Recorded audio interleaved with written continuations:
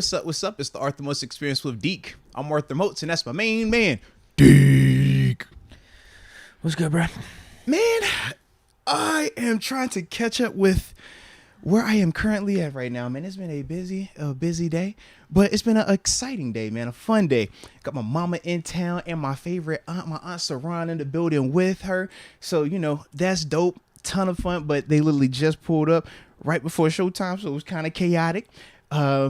Got some renovations and stuff going on in the house, so it's I see that. Yes, people in and out. So it's been a lot going on today. But it's all good, though, man. So, we ain't tripping. But, yeah, I am not up to speed on anything. And then I carried over to last night, messing with my dog, Will Allen, at his shopping event, man, the 10th annual one, man. So, yeah, I was out late messing with him over there. So, yeah, I'm out the loop. Is there anything going on in Still Nation today? There's a lot of good stuff I saw it with some roster moves. I don't, educate me, please, because I am lost, bruh. Reps being spread around at the quarterback position. Oh, is that what's going on?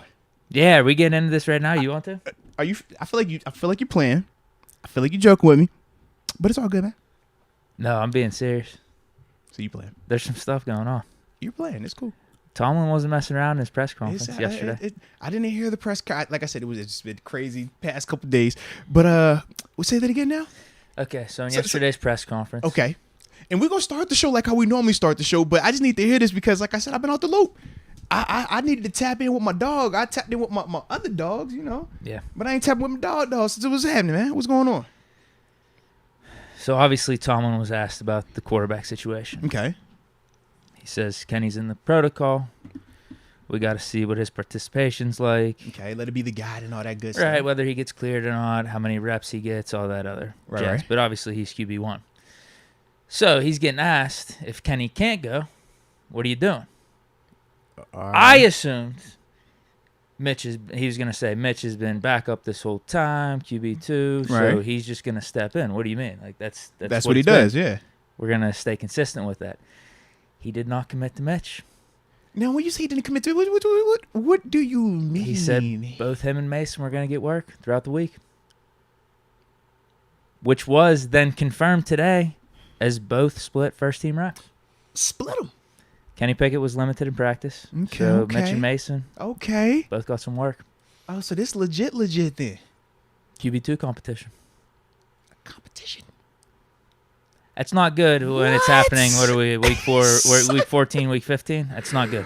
It's not a good thing. I was not ready for this conversation today, man. This is like legit then. I'm being dead serious. Wow. Yeah. I'm being dead serious. Jeez, I think I done dropped something in my pocket. I'm over here like, bro, I feel something. And throughout all this hysteria, who's going to be the guy, Mitch or Mason? Mason and his approval rating, I think, is skyrocketing right now. I think he might be more likable than ever.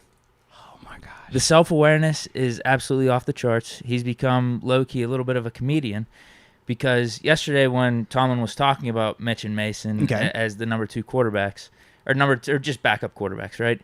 He said Mitch and Mason have been 2 and 2A. So that's a little, a little Tomlinism right there.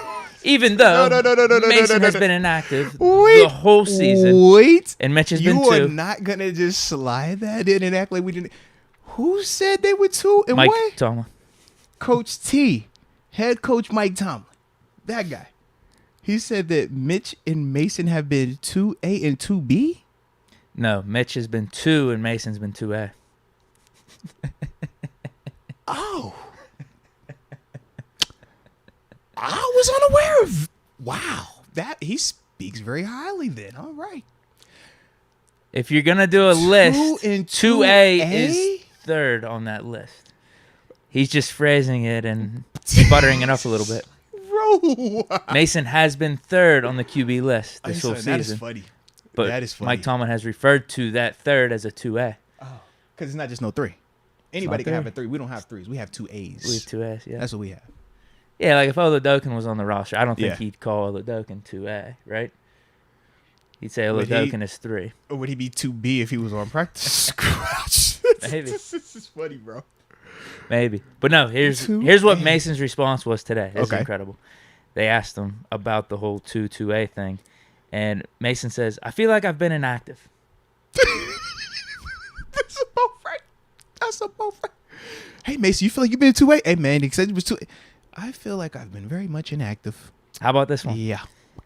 Mason Rudolph, this is from Brooke Pryor. Mason Rudolph has taken more mental reps than he ever has.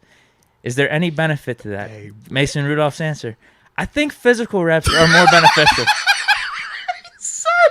But you make the best with what you have. Mason's becoming my new favorite, bro. Mason, stock up right now. He is becoming my new favorite. I still think we got to roll with Mitch, but this is incredible. This is an incredible dynamic. If he does play, he's got to do what Mitch did last week. You just got to sling it out.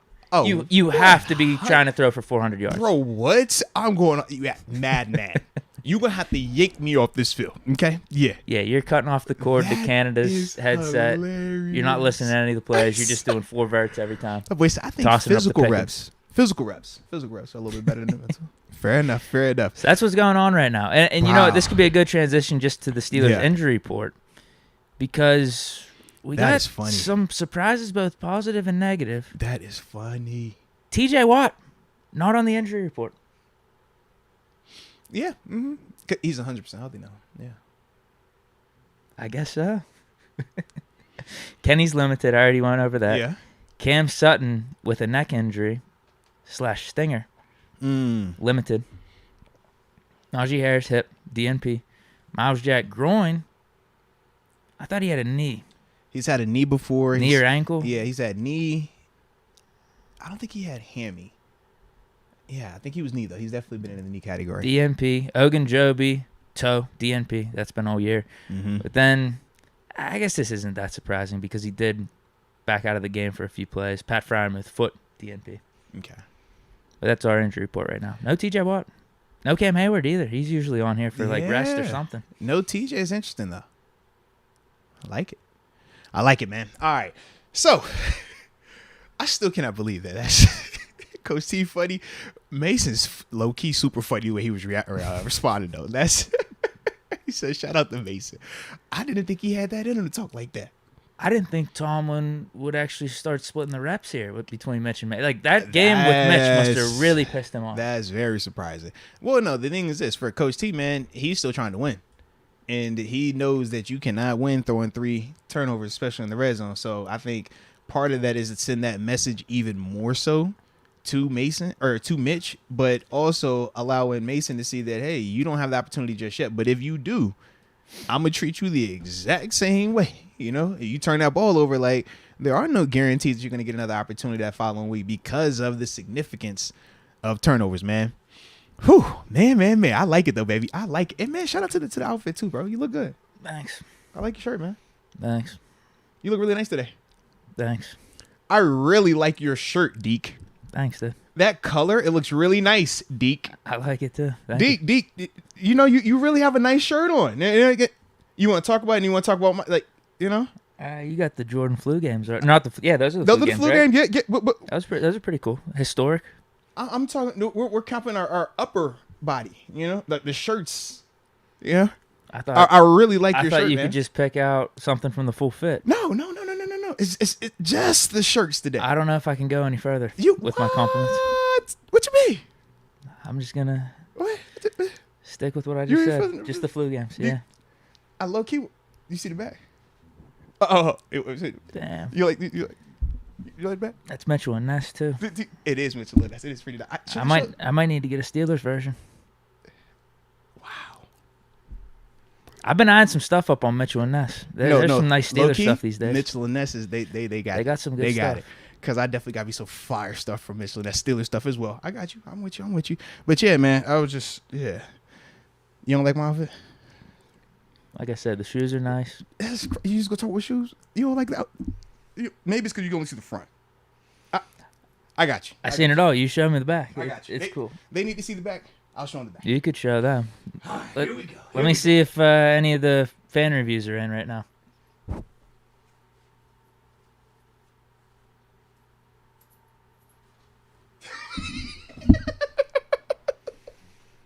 Fan review time. Here we go. This Bills hoodie is killing me. It didn't show you. Hold on, here we go. Is Moats sick? Is this a Bills podcast? We hate it. I think Moats ate something he wasn't supposed to. Tragic.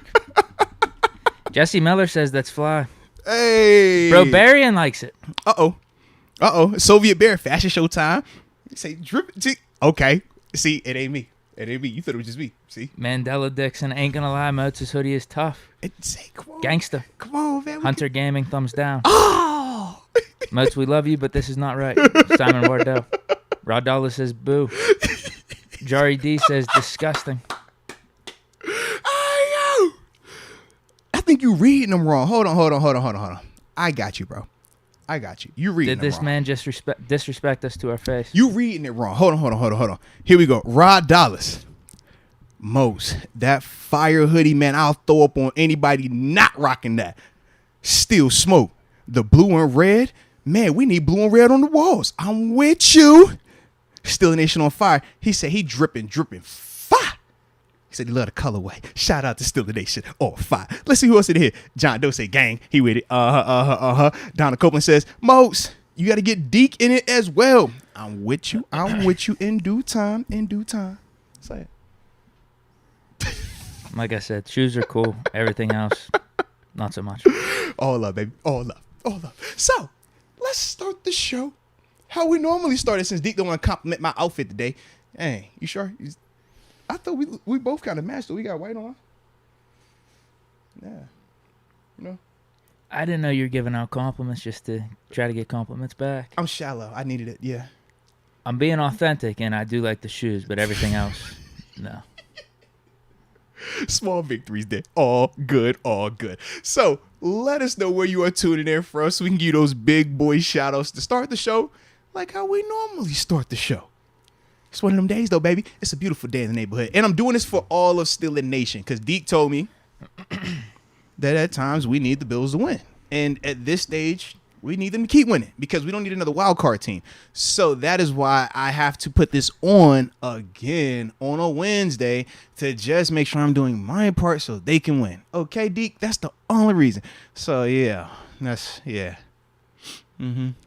Yeah, I guess the Dolphins are 8-5, and it See? would benefit the Steelers. That's all I'm saying, It baby. would probably help with that That's all I'm saying, playoff man. percentage for us. That's all I'm saying. Do y'all want to win or you want to go home? Huh? You want to go to the post or you want to go home? All right? So, yeah. All right. Yeah. Donald Copeland Moats started the show with violence. We got Moneybags tuning in from the South Carolina, though. Let's get it. We're taking over Charlotte on Sunday. Facts. You already know that's going to be a home game. Barbarian, 757, the cribbage. Facts. Jacob Malacio, in parentheses, says start Mason. 919 NC in the house, as always. Starting. Cody James, the 860. What's up, Pitt fam? Happy to catch another live show. No, salute you, man. We are glad to have you with us as well. Leah Warren, 254, Killeen, Texas. Oh, you know she toned in. You already know. Robert Cotting, 860, Connecticut. Let's get it. Hey, Leah, I think she got her Bills hoodie on, too, now that I think about it. I think her, Donna Copeland, and definitely Kurt Von A. Kurt Von A, he got a whole, Bills, get up. I seen he had the Zubaz pants and all that. He did compliment your hoodie. See? He definitely did. See? One of the earlier He comments. got Zubaz pants. Mm-hmm. The homie Kel, 803, South Carolina. There it is. NSMC 99, the 724, Beaver County. And then I'll go with one more here. Frank K, 520, Tucson, Arizona. With the homie Todd. Oh, Sikowski. Yeah, absolutely. I like it. Yeah, you right about that. You got any? Actually, yeah, I do see some of them pulling up on me. Okay. You already tapped in on Hunter Gaming, but I got Calculated Snipe tuning in from San Antonio, Texas. My duo. And then he also says, Daddy Dak Gaming, tuning in from the 607, New York State. You know, that's where the Buffalo Bills play, in New York State. I don't know if you knew that, man. All right. K Goated, the 937 OHIO. Man, I was with double OHIO dudes yesterday, bro. Between Frenchie, Will Allen, and the dog, Ryan Shazier. It was just like Buckeye on Buckeye. Oh, did you say Shazier yesterday? Yeah, he put we put he up to the anything joint. about my takes? No, but he did say he wants to come on. He said he needs to come on. And he did he says he did like your after the game video though. That was pretty funny. We was all joking about it, but he did say he needs to come on. He's like, I could drop something too. I'm like, Shay, you big time, bro. Like, we gonna get to you. But you You be in LA for this podcast. You got to go down to Miami for this thing over here. Like, you big time. I got you. But just know, I like the fact that you're interested. All right? I was saying in a drunken stupor, Mitch folded, dog. Yeah. Mitch folded. Mitch. I think he was like, he was nodding his head. He look you. Yeah. He was like, he had a smile on his face. He's like, gave the little Jordan shrug. Like, I don't know what to tell you. Yeah, but he definitely said, yeah, I seen your homie and did it. I was like, I like it. Yo. You want me to hit these super chats then? Let's. You got one more. Oh, actually, hold on. Let me get a couple more. Did you get Rod Dolly yet? Yeah. I no, bet. Not on the shout out. Man, shout out to Rod Dolly and tuning in for the 330 Youngstown, Ohio. Share a line, baby. DJ Holmes tuning in from the 319 Waterloo, Iowa. Shout out. I was reading out all type of ways. I've actually never heard of Waterloo, Iowa. You been to Waterloo, Iowa? Nope. Sounds pretty interesting. No, I haven't been out of PA too much. Been to a few states. Florida. Deacon left his marks on places. Oregon, weird. Like, it's just Oregon, California I've been to, but then a lot of the states up the East Coast, that's about it. Yeah. No Midwest. You know what? I've been to Chicago, though. Okay. Yeah, Ohio, he was out there, yeah. Michigan. Yeah, I guess the fringes, really. The coast. Haven't been Midwest, though. Yeah, not I haven't done any, like, true Midwest. Right. Yeah. Me neither. I like it. All right. So, yeah, now let's tap in to this Supers, and then we will proceed the way that we like to proceed on days like today. AJ Martinez, blessings to all. Shout out to Michelle, the ex-wife. Yes, I She remember bought Michelle. my baby girl a car so she can drive while baby girl and I build her old school custom truck. Bro, Sabotage 7 tight. lives. Let's go Steelers, #1 pod. Thanks. Nah, respect, man. That's dope. I like that a lot. Hunter Gaming. Every time we lose a game, the fake fans want Tomlin gone. It's unreal. # here we go. But at least they're consistent. Just, small victories. Steeler Nation on fire. Moats, what's with the trash hoodie on, my man? Oh, you read that wrong. He says, Moats, I love that hoodie. Where can I get one of them, man? Mitchell and Ness is where they have it. But, man, Deke told me that we need the Bills to keep winning. From my personal experiences, the Bills win a lot when I put on their stuff. So we experimented with this. Was that 2 weeks ago? They played on Thursday night, and we were all in here like, yo, we need the Bills to win. So I took it upon myself to put myself out there on a limb and sacrifice wearing that beautiful black and gold to put on this blue and red.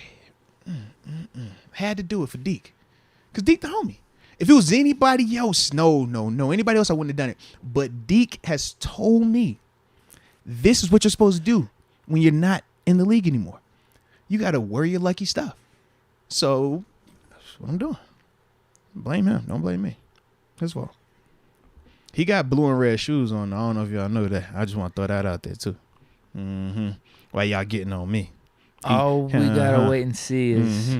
Now listen. Oh, don't you do this? Don't you do that? You don't want me to say anything? Don't you do that? You want me to say anything right extra. That's what do you mean? That's what you, all right. Let me. Go ahead.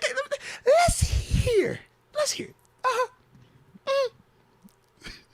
So my initial stance was, we need the Bills to win for the Steelers to make the playoffs to increase the Steelers' chances. Yeah. So if the Steelers officially get eliminated, I just want to hear what your stance is on that, because I'm not going to be saying we need the Bills to win anymore.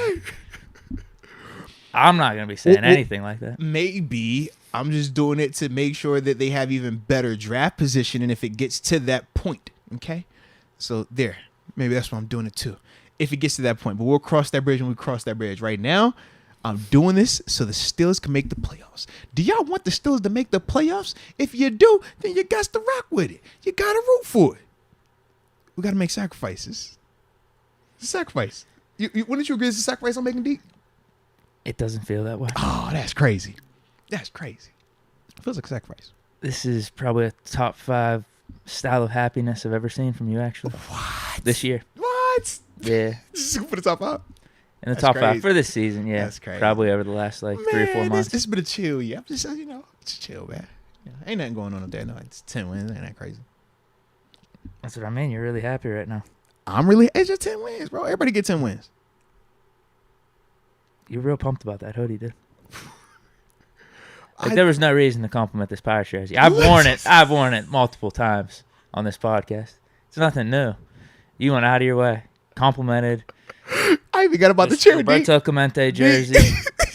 Pointed it out. I think you said it 5 times. I'm like, dude, I mean, it's a nice jersey, but I mean, I'm saying, I've worn it before. Nice, it looks really nice. Yeah. But then it all made sense whenever you were fishing for compliments from me. Yeah. I just thought that we had a relationship where if I compliment you, that you would reciprocate that back. That's all. I did. The shoes are nice. No. That was too specific. I thought you were just gonna be like, oh, I like your shirt too, man. You were specific too with mine. Yeah. You were specific about the jersey. I got a hat on too. I got these nice slippers. But I'm just saying, like, because this is eye level. It's just like your shirt, my hoodie. Like, yeah, just, I get it. I didn't notice the hoodie. It's all good, man. You ain't noticed this hoodie? I didn't know. Oh, you ain't noticed? I guess they do kind of match in here though, huh? All right, I'm stop. Chad, I need some help here. All good. AJ Martinez, damn, 5'5" is acting like 5'2". Oh, what a disaster. Wait. LOL. Oh. Speaking of the 5'2", Lil G did have a special request, not from Santa, but from Dad. So we posted Is the he picture. still believe in Santa? Oh yeah. Santa's Does legit. he watch the podcast? Absolutely. Did I maybe just ruin it right there for him? I don't know, because Santa ruined me. Yeah. But my thing is this, man. So when he went to the game on Sunday, he obviously had a jersey on, that 5'5", looking beautiful. A lot of people was shouting him out. Appreciate y'all. Says Daddy on the back. 5'5", black and gold. Beautiful thing. Little man looked at me when we got home, though, because obviously he was a little bit upset about the outcome of the game. I told you that, Deke. He was pretty upset about it. No tears this time? And he wanted to fight. He took it personally. Okay. Yeah, like he was like, I hate the Ravens. I hate the refs. Everybody cheated. Like, Dad, I'm angry. And I'm like, dude, breathe. Those are usually some of my takes after a game. Like he was fired up. Deke, if he would have been sitting next to you, y'all would have blended in perfectly. That with one how wasn't he on was. the refs, though. I mean, they should have thrown the flag on Pickett, but I didn't think they were that bad throughout the game. But you got he young, so he's hearing what people in the crowd say. So he's just rolling with it. He just knows he's upset. He has to say something, because I'm over here just like, I be vibed out. But we get home, and he's like, well, Dad, how did the Bills game go? I was like, well, they won. He says, Dad, how did Diggs and them do? I was like, well, Diggs scored a touchdown. Josh was cool. He was like, Dad, I really like my jersey, the 5'5" one. But he was like, I don't have a 52 Bills one like that. He was like, I was like, well, Santa, a little bit. He's like, well, no, because I already asked for, he said, I asked for 26 things from Santa. I've asked for enough. I was like, oh, you've counted. He said, I asked for 26 things from Santa. Then he says, yeah, the elves can only work so hard. He said, I need this from you. He was like, but I want a 52, like, jersey, Dad, because of you. I'm like, dang, all right. Oh, so he didn't even ask for the current guy. Yeah. He was like, I want you. So it inspired me. And then it just, when I woke up this morning, I don't know, it was laying around. I was like, you know what? I think I'm going to put this on today. Yeah. So it's all good. It's all good. Damn, Mitch's 3 picks may have swayed G with his fanhood a little bit. So upset, man. So upset, all right? When he left, if this we could be won, a critical year for him. If we would have won, it's a different story.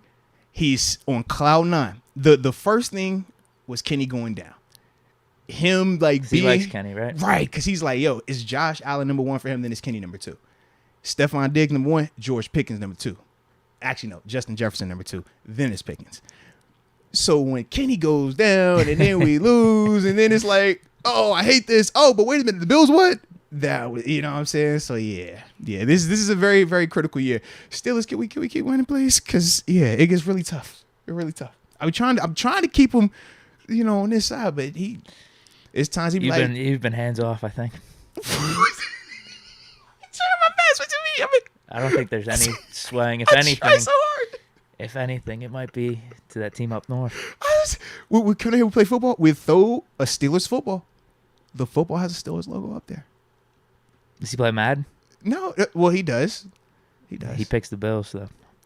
But if you're playing Madden, what team would you rather use right now? I go with the Steelers. Because you have integrity. But we're talking for the casual just gamer. One's a little bit easier to work with. One takes a lot more skill to work with. You're highly skilled, Deke. So that's why you find comfort in using that team, We're getting an Akello card tomorrow. See? Like that's different. It's a little different, man. I hope that Kello card hitting though, bro. It's all right. It's going to help. It's going to help. Yeah. But like I said, I'm innocent, bro. I be trying. Like, I've told him it's a Steelers football. He have gloves on, but the football is definitely Steelers. All right? I throw him that ball. He'll catch it with gloves on, but the football is definitely Steelers, and that's all that matters. So we're good. Yep. He don't flash the logo or anything on this. He don't go like that and see a little buffalo going a certain direction. He don't, yeah. AJ Martinez says the hoodie is fly. It's just the wrong dang team. No, Fatu. No, I feel you. But it's all love, baby. So I'm just trying to market the different apparel options that are out there. Because we know we have Raider fans that come up in here. We've had some Ravens fans in here. We have Bengals fans. So I just want everybody to have a little fun with the different, cool outfits that are out here. Yeah. Like this Bills one. Yeah. What this say? Oh. I don't know. You ain't care what? Since 1960, huh? All right. Not impressed. All right. I think I saw the same Steelers hoodie. It was just different numbers. Since 1933, it would have said instead. Right. Looked like a much better hoodie to me. I don't know why anyone would pick anything different. Fair enough. AJ Martinez. Mad America needs to go full protection to keep 8 upright. It's AFC North QBs get pounded. My old arse made the Dean's list. Let's go Steelers. Good for you, man. Looks like all that studying and writing those papers paid off. No, I salute you, AJ. Facts, man. And I mean, shoot, we've been plenty of times where we're on the show and you're like, man, I got to get ready for class. I got to get ready to study. So to hear, the end result being Dean's list and stuff like that, man, that's a big time accomplishment, man. You should definitely celebrate yourself, man. You feel good about that. You should. Don't celebrate too hard, but definitely enjoy that, man, because that's big time right there, baby. And yeah, I am with you. When we want to take shots downfield, max protection, man, because even though it will limit us in terms of 1 or 2 receiver routes, our 1 or 2 guys that are running these routes, George Pickens, Deontay Johnson, they're winning, or they're at least putting themselves in a position to have a chance to win, right? 50-50 balls and stuff like that. So, yeah, I'm with you. Yep. And then we also got my man, Maxwell Cable, the third. Shout out to all the thirds in the building. Yours truly is one as well. But Maxwell Cable, the third, welcome to the upper room. Yes, indeed. Steeler Nation on fire. Steelers better keep an eye on Dobbs this offseason. Could be a help to the QB room. He was around the best Steelers QB and can help KP grow faster. Yeah. I'm all for having Dobbs in the QB room. It goes back to what we said whenever he first got cut. Does Dobbs want to be back here? That's the thing. Yep. If he does, and he wants to take on like the pseudo QB whisperer, QB coach type of role, get paid for it. Yeah. But all for it. I think it would work out. It's just one of them things. It's like as a player, once you step into that role, though, you essentially cap yourself. And like I said, we don't know where Dobbs feels he's at career-wise. Does he still want to compete for an opportunity to start somewhere? Or does he want to just kind of settle into this role? I mean, we've seen quarterbacks do that and, do it for a long time. We talked about Chase Daniels. Shoot, he almost got in the other day. I was like, hey, Chase, but he ain't have to go. But it's like, yeah, man, quarterbacks, you pick and choose. Like, if you want to be one of them dudes that compete for a starting spot, it could work out for you, or you could flame out really quick. But, yeah, for Dobbs, man, hey, he's smart enough. So I would definitely be on board if that was the case. Mike Hood. Moats, your little man sounds like a typical fan. I would agree. He gives me typical fan vibes a lot. Like, I've seen him, like, lose it. Like, absolutely lose his stuff. I'm just like, bro, you got to breathe, man. Blaming the refs. Always a great take to have in your back pocket. It's either the refs or, man, they cheated. I'm like, great. Sometimes Patriots. Always you pull that one out for the Patriots. You got to know when to use that one. Yo, it is crazy. It is crazy. But, like, he's, like, to there. And then this is what happened, too. Our fandom for him. But I'm still working on his loyalties, right? So he was pissed the other day, too. Was watching the replay of Tampa. They were playing. And, you NFL Network, so I'm working out. And he's like, can't stand Brady. It's like, gee, just a year ago you was talking about Brady was dope, this and that. Like, what's going on? Like, he ain't in New England, so what we tripping on no more? Dad, man, nah. I think he said, he was like, Brady beat the Rams or it was like a regular season game or something. He was like, nah, Brady beat the Rams and I love the Rams. The Rams won the Super Bowl.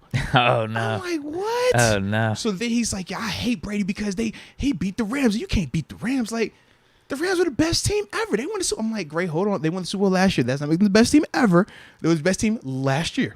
So I'm like explaining how Super Bowl and what that means and how that works. Because he's like, oh, they won. They got to be. I'm like, no. Heck no. I almost cursed him. I'm like, hey, you like tripping. The worst team. Yeah. I was like, you see now, right? That's why they got beat. But yeah, he's like, I hate Brady. I just like, yo. But he on that fan thing where it's like just all the way there. Mm-hmm. Yep. The hype's getting to him a little bit. Yeah. Just the team winning, and yeah, I mean, he fell for it. Good thing the Bengals didn't win last year. Okay, now that could have been terrible. Ryan McPherson, shaking my head. Shoot. Okay, you know how he is even with Lamar. I told you about that whole situation. I didn't know if he really was going to come to the game. Right. Because he loves Lamar Jackson. He's a Lamar guy. Loves Lamar.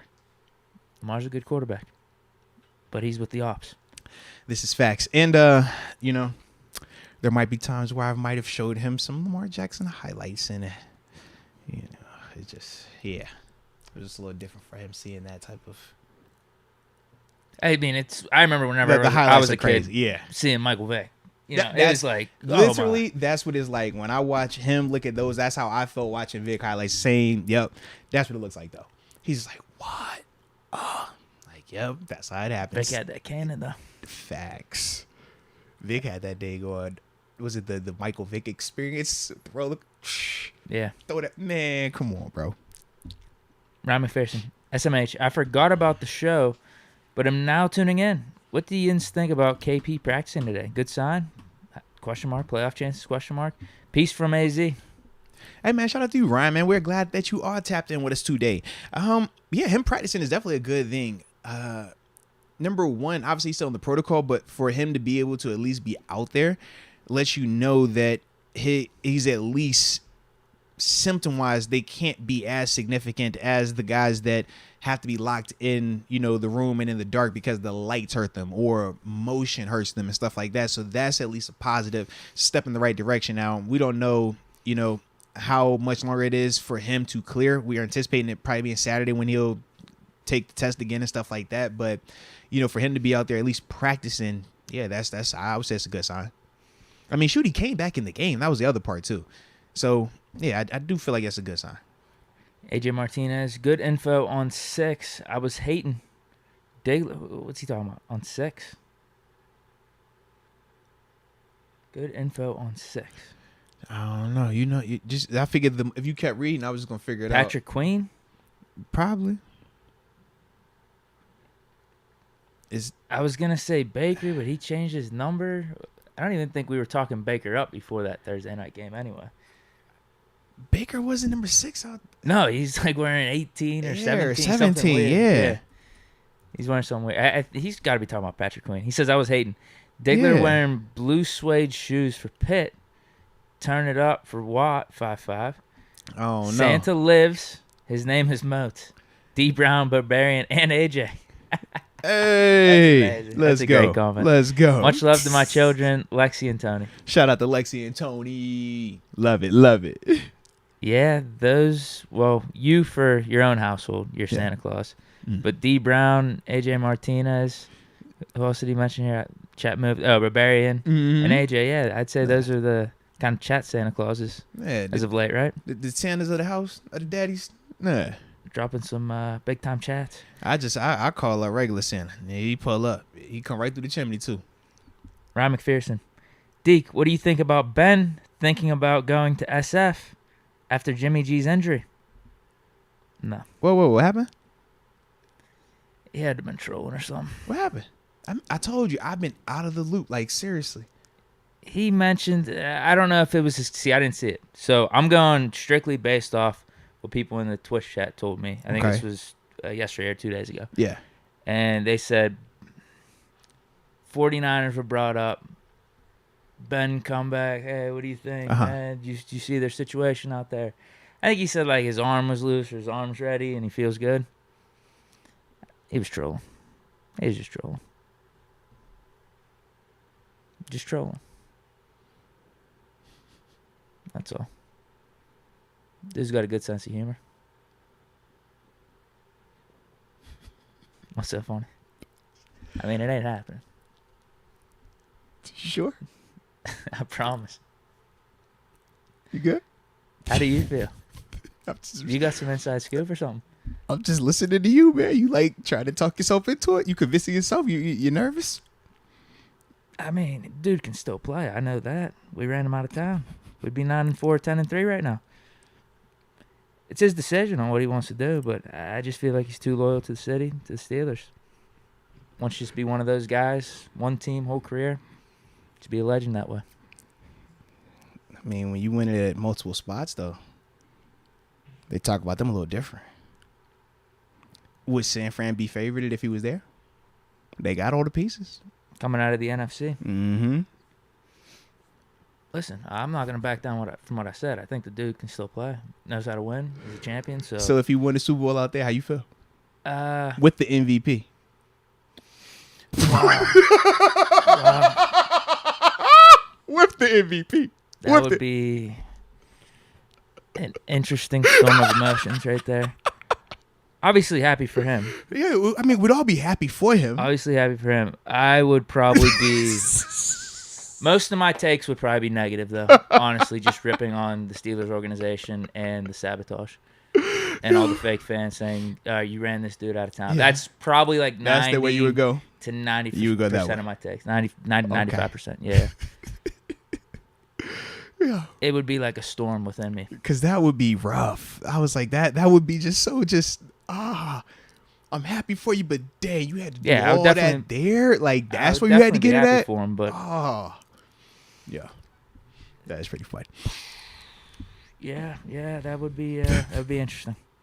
Yes, I had no clue he said that, though, man. I think he's just trolling. Again, I didn't see or hear the actual clip. I'm going off of the Twitch comments. They brought it up to me. One or two of them said it kind of came off as a joke. So that's all.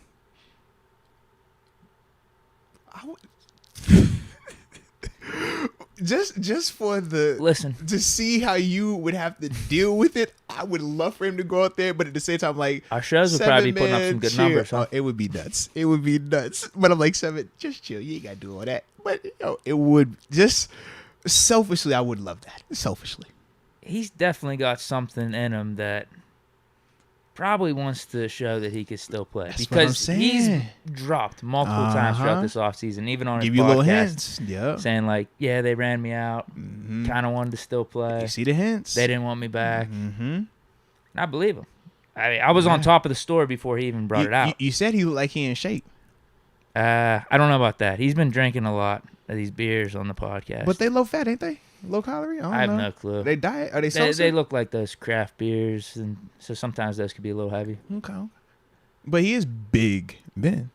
Oh, yeah, he can still... I don't think it matters. Yeah. There's the one story out there. I think it was on... They say Big Ben better than Skinny Ben. David Carson. No, it wasn't his podcast. He was on some podcast. This was back with the lockout. Oh, yeah. I think I told you about this. When Ben played in the first preseason game after the lockout. Or he didn't play. I don't know if he played or not. But he went up to David Carr before the game and said, Dave, this is the first time I've put on cleats this whole offseason.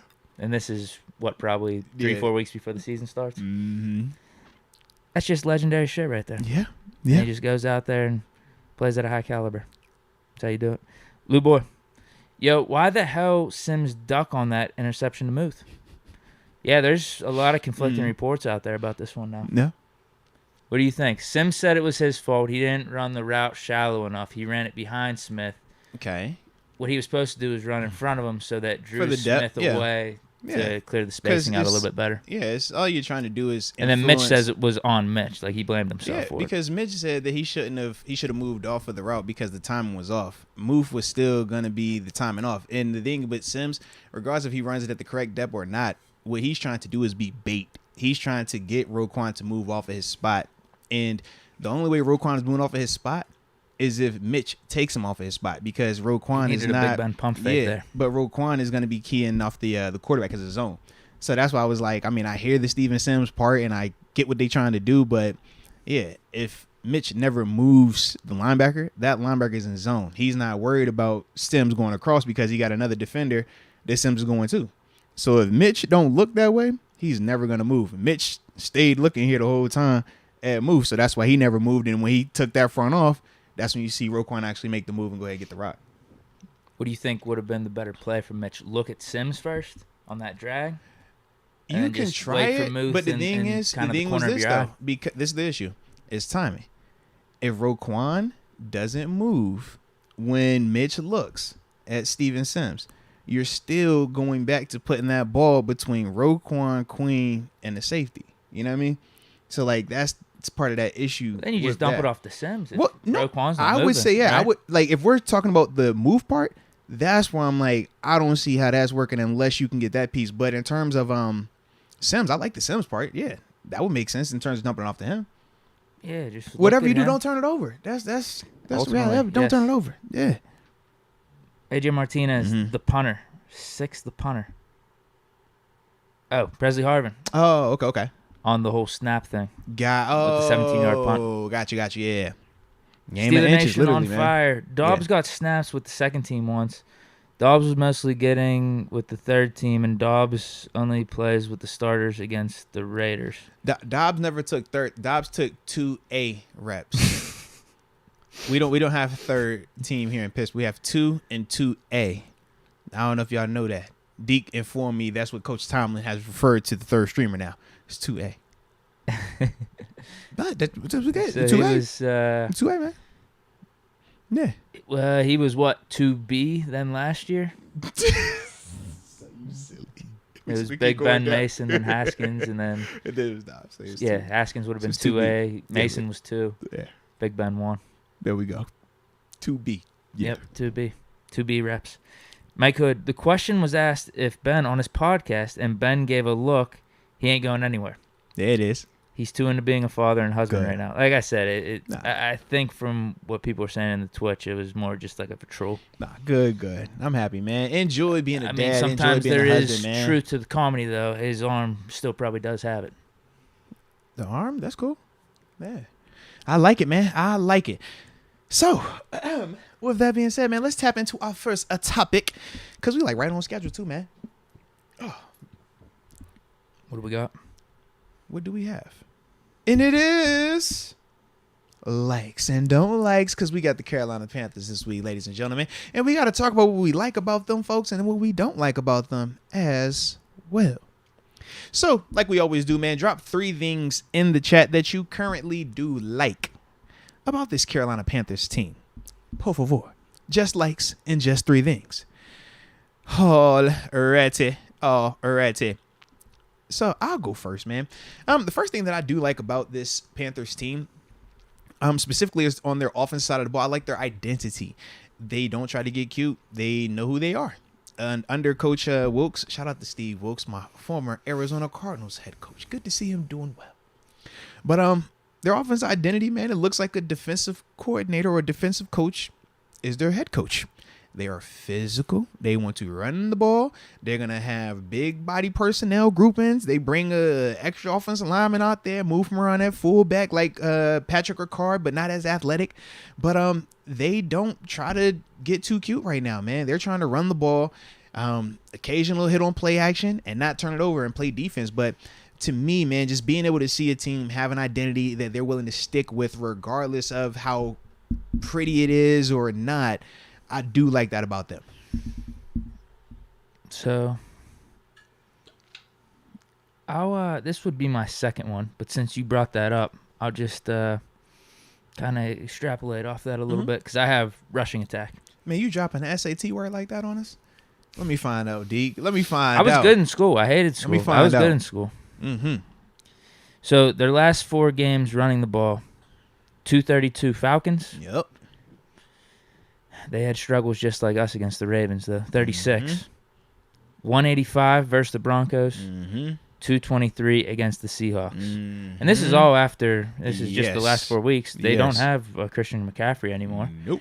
And that is Foreman and Chuba. And, listen, I do wonder just a little bit, almost like us with the Claypool trade.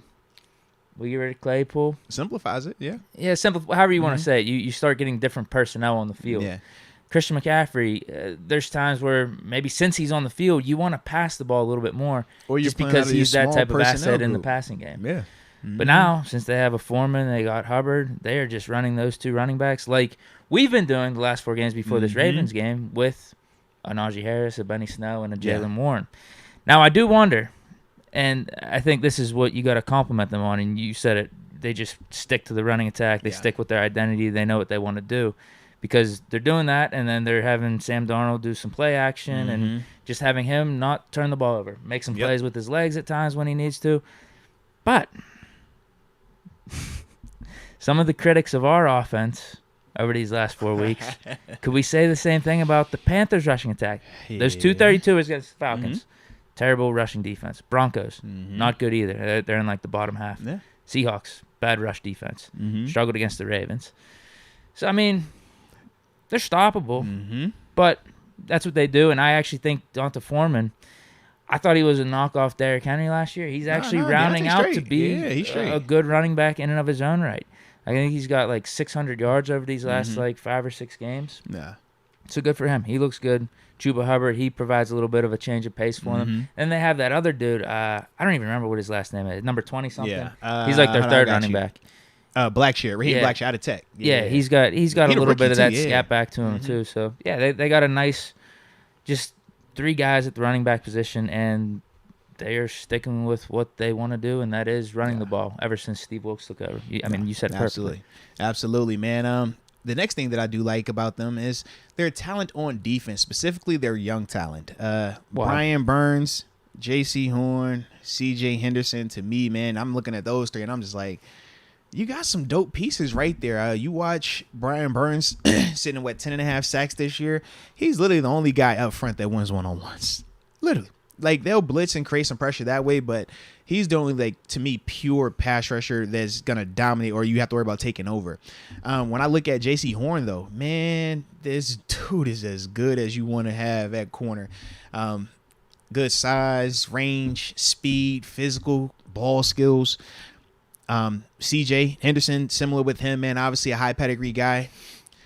Yeah, when I look at both of them, in fact, J.C. and C.J., I be thinking to myself, like, if only one of y'all, if we just wanted one. And y'all got both of them. So I am a little jealous of that. But like I said, they're young talent on defense. I do like that a lot. Well, with you bringing up C.J. Henderson, I don't have this as one of my top 3, but it was just one thing that I was thinking about. Now, this could be a positive, and it also could be a detriment at times, but I at least appreciate some of their aggressiveness that has taken place over the last couple years. We've been talking about our struggles at the cornerback position. We could have easily had a Stephon Gilmore. We could have easily had a C.J. Henderson. I think they traded a 3rd or 4th round pick for him. Stephon Gilmore, they traded a 6th rounder. We could have had those dudes. I at least appreciate the Panthers trying and just bringing in talent, particularly with the secondary, because we know how the NFL has shifted over these last however many years. You need some good corners, and that's something that we've been lacking ever since the Joe Hayden and Steven Nelson year. Yeah. I appreciate it but it can be to a detriment because sometimes you're just throwing darts at a dartboard, and the Panthers really haven't been that good over these last 3 or 4 years. I would agree. They're starting to find something now, but even right now, there's no guarantee because could anyone be surprised if they just lose the last 3 games or lose the last 2 or 3? That's one of them things, man. Yeah, we're gonna find out. I mean, hopefully, if they want to take that road, they could start it this week. If they want to go that way. Absolutely. But no, I'm with you. That's my second one as well. So first one we talked about rushing attack. They're sticking to running the ball with their identity. I also have young talent on defense. Yeah. Guys I have listed: Brian Bird, C.J. Henderson, J.C. Horn, Jeremy Chin, Derek Brown. Yeah. And then Donta Jackson, he's on IR, but he's a really nice corner. Yeah. He's fast. Shaq Thompson, he's a little bit more up there in age. But he's straight, though. Yeah, he's like their best inside linebacker. Is he, 28? Yeah, something like that. He's been around for a little bit, but yeah, he's their leader on defense, probably their main leader on defense.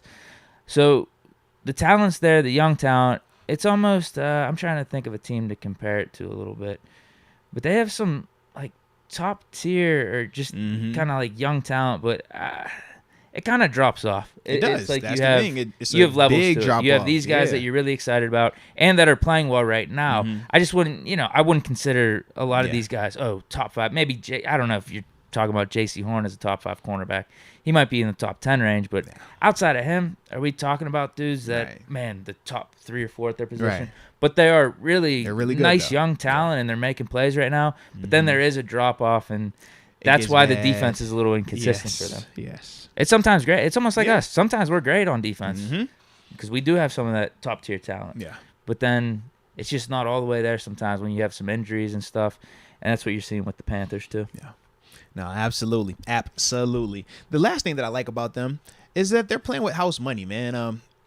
Ever since Steve Wilkes has taken over there, man, they're just kind of all bought into this thing in the sense that, number one, you're either playing for your job or you're playing for your NFL future wherever else is going to be, because whenever you fire a head coach, you know big changes could be coming. But even for the head coach, Steve Wilkes, the management told him, hey, man, you're going to get opportunity if you change this or make it worthwhile. And right now, that's what he's doing. He has that team 1 game out of first place in that division, and they feel very good about the teams that are remaining on their schedule.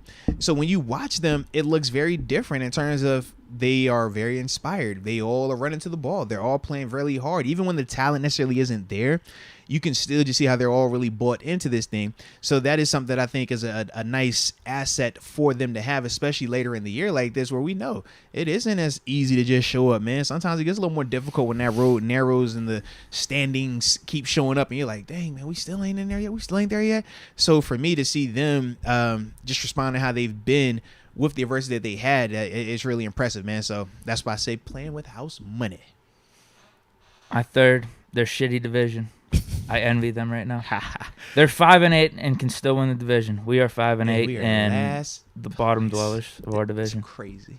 Welcome to the NFL, baby. The Bucs are 6-7. Panthers 5-8 in second place. The Falcons at 5-8. Yep. And hell, I don't know if the Saints are officially eliminated just yet. They still got action. If something happens this week, they might be. But the Saints at 4-9 could somehow win the division. Make it make sense, right? Meanwhile, with us, we got the Ravens at 9-4. The Bengals all of a sudden becoming like one of the hottest teams in the league.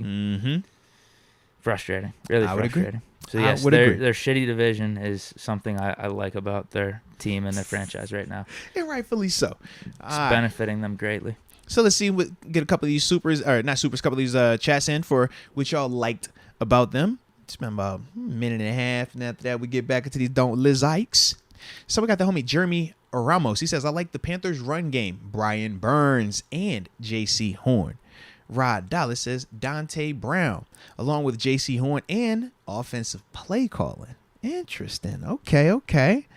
I just need to read this. This has nothing go for to it. do Yeah, go for with it. The Panthers, but I'd like to get your opinion on this. No More Mitchell Mania says Rodgers getting to the play for the Colts stage of his career. Yo. Is that where old quarterbacks go to die now? That's what they saying, man. I mean, in certain locations, like you go there for your career to be over. That's. I tell you how I felt when I went to AZ. That was like my rite of passage. Hey, man, all Steelers linebackers, you always got to take that trip out west. The AZ, okay? You go out there, you get your little check, and then you come back home. But everybody got to do it now. It's rite of passage. So you might be right. Maybe it is for Rodgers. That's funny. Rodgers has too much class for himself to do something like that. It's either he's Packers or retire. He went through the whole spiel. Like a year or two ago with going back and forth in the offseason. I don't know if I want to be back. Maybe you should trade me. You drafted Jordan Love. He already did all that. He signed a contract with the Panthers or the Packers. He's not going to any other team, I think, at this point. There's no way. I would agree. K. Goated says likes alternate helmet. 2, Ike Ekwonu. And 3, the CB room is very deep. I would agree. He said the alternate helmet. Yo, they do got some fire. Yeah, they got some fire. I think some teams are going off the rails with the black helmets. Yeah. There's some that just don't fit. It's like a cool helmet, it's like but too much. Sometimes it doesn't go with the jersey screen you're trying to put it with. I would agree. I think the Saints were the ones that stuck out to me. Yeah, because it was like forced. Yeah, it just... Yeah. I'm with you. I am with you, but a black helmet is fire, though, bro. Rod Dallas says Donta Brown, J.C. Horn, and offensive play calling. I like it. All righty. So now, man, let's get back on what we don't like, because we don't want this to be no Carolina Panthers podcast. Now, I know how deep we trying to make this a Bills joint, but dude, we ain't on that today, all right? We are not on that. All right. So let's talk about what we don't like about these here Carolina Panthers. Drop 3 of those things that you don't like about the Panthers in the chat. Grateful for your participation. The first thing that I would like to say is I think they have a very limited passing attack. Now, some of that is by design because of their offensive identity. But the other part of that is because of them not being very good at it. Do they have talented players? Yes. DJ Moore, multiple year 1,000-yard receiver, good player. Talk about Terrace Marshall. Yeah, good player. Sam Darnold. Not so good. Yeah, that's where your issue starts to pop up. As we've talked about, they've started 3 different quarterbacks this year: Baker Mayfield, PJ Walker, and Sam Darnold. And yeah, you would imagine a team that has to start multiple quarterbacks, it kind of looks like that at times when they go to put the ball in the air. Sometimes they struggle with getting separation. A lot of times it's struggling with accuracy, consistency, and ball placement from the quarterback position. Now, don't get it twisted. Sam Darnold is still a talented player. He can make certain throws. That was why, he was drafted where he was and why he still gets opportunities. But the consistency is nowhere near what it needs to be. I don't want to say Baker Mayfield, but just in the sense of like how Baker gets streaky. He can get hot at a time. But then to ask him to replicate that week in and week out it's probably not going to happen like you want it to. When I look at Sam Darnold at times, it's like that. It's like he'll have a moment or two where you're like, oh, all right, I can see what you got going on over there. And then it's like, oh, I see why you are in Carolina right now and why they're probably not going to bring you back next year. It makes a lot of sense now. That's their passing attack, so not a fan of it. Didn't we play him in the preseason? Yeah, not this year, 2 preseasons ago? Yeah. Mm-hmm. I want to say we seen him. Yeah. Mm-hmm. Was it this year, or was it 2 years ago? I feel like if it was this year, we would have been talking more about Baker, right? It wasn't this year, because this year was the first year we played 3 year. First year we played 3 preseason games. We played Seahawks, Lions. I forget who the other team was. With Jaguars. Yeah, you talking about for this year or last year? Yeah, this year. This year was just 3. Yeah, it was those 3. Mm-hmm. So I think it was last year. But I remember with Sam Darnold, he ended up with this crazy stat line of like 2 touchdowns, and he got streaky for like 2 series. Yeah. But my overall reaction, because I think this was his first year with the Panthers, so it was kind of still an interesting storyline. I was thinking, man, he didn't look that impressive at all. If anything, he looked really flustered out there. Just caught hot for a series or 2, and we folded on defense. Mm-hmm. And that's what it's even been worse than that for his Panthers career up to this point. Yeah. He's been doing good these last 2 games because Panthers running attack's been getting it going, and he hasn't been screwing it up. Like, we have got to – last week we had to stop the run. This week we have got to stop the run. Oh, my gosh, man. Yeah, because this isn't even anything like the Falcons or the Ravens with the RPOs and the misdirections. This is like our style of running. Yes. We're just going to run it like a normal offense. Absolutely. And we should be able to stop that. Now, Chris Wormley's out with this ACL. We still got dudes. We still got a Cam Hayward, Ogunjobi. TJ's fully healthy apparently now, not on the injury report, and a Highsmith. Yeah. Should still be able to stop it. I would agree. But I'm with you because I have the rotation of quarterbacks / it's been a disaster for them / I just don't really think Sam Darnold's that good. 100% with you. And the rotation of the QBs for them, PJ Walker may have had the greatest peak out of the 3. I would agree. He had 1 or 2 games where I actually thought, oh, wow, could he be a starter in the NFL? I would agree. But then he went back to PJ Walker, and Baker Mayfield was pretty bad early on, and Sam Darnold hasn't been anything crazy. Yeah. But Baker did get a game-winning drive the other day. That was insane. It was. That was absolutely insane. Give Baker you trust. Give him his props, man. That was a great story. All right. So the second thing that I don't like about these here Carolina Panthers, I'm not the biggest fan of their pass protection. I'm just not, man. I think that they have good players in certain elements. We talk about was it Akeem Ekwonu? Nah, man. In all respects, like I said, I do think they have good players up front, but just from what I watch, they struggle at times, man. Even last week, you watch Bruce Irvin. Bruce Irvin's a good player. He's been in this league for a while. I personally feel like Alex Highsmith is a better pass rusher than him at this stage. And just watching how he was able to have success, some of his speed and get off, and then his counter moves, I'm thinking to myself, Alex, you already got that burst. You already got this. And yours is this spin move. I just see that really being, present in this game. Now, if TJ is as healthy as they're saying he is, he should have a field day because the right tackle is not good. The left tackle is good, but I think Highsmith can beat him. Right now. If TJ is healthy, TJ should go off Honestly, like, it's not a shot, but it's just reality. It's like, man, Taylor Moton, he's not that. Like, that's just in the most respectful way as a player. But it's like, yeah, if TJ is healthy like they're saying, then yeah, this should be a great get right game for him. But I personally don't know if that is very accurate or not in terms of his full health. So that is why I'm really leaning on Alex Highsmith. Okay, so yeah. Mm-hmm. My second, lack of pop on offense. Yeah. DJ Moore, good receiver. I don't know if I'd want him as my bona fide wide receiver 1. I would agree. He's really good. Really nice receiver. Yeah. Then your second and third, you have Terrace Marshall. Again, talented, fine. Laviska Shenault, good, fine. Shout out to Laviska. Tight end, Ian Thomas. I think they're still waiting for him to become like the next Greg Olsen. I think they were calling for that whenever Olsen moved on. Never came to be. Yeah, he know Greg. Shy Smith. You know what? They got Browns receiver, Rashard Higgins. No, but they got Tommy Trumbull. I know. Come on, man. You look a little Tommy. Dude, I'm not joking with you. Now you bring up Tommy Tremble. This got me going back to what I wrote down here. Like, our teams are actually very similar. We are very similar. I wanted to see if you were going to say it first, bro. I'm over here like, yo, I feel like I'm talking in a about way. us at times, bro. I think we're better. We're a little bit better. I think we are above them in a lot of these spots. But if you just go bullet point by bullet point here, some uncertainty at quarterback. Even though I think Pickett's better than Darnold, I think Pickett, what we have is better than their quarterback situation. But I'm with you. Trying to run the ball. Yeah. Now maybe they're actually a check mark in that category over us. As a team, yes, but talent-wise, I think we got the better players.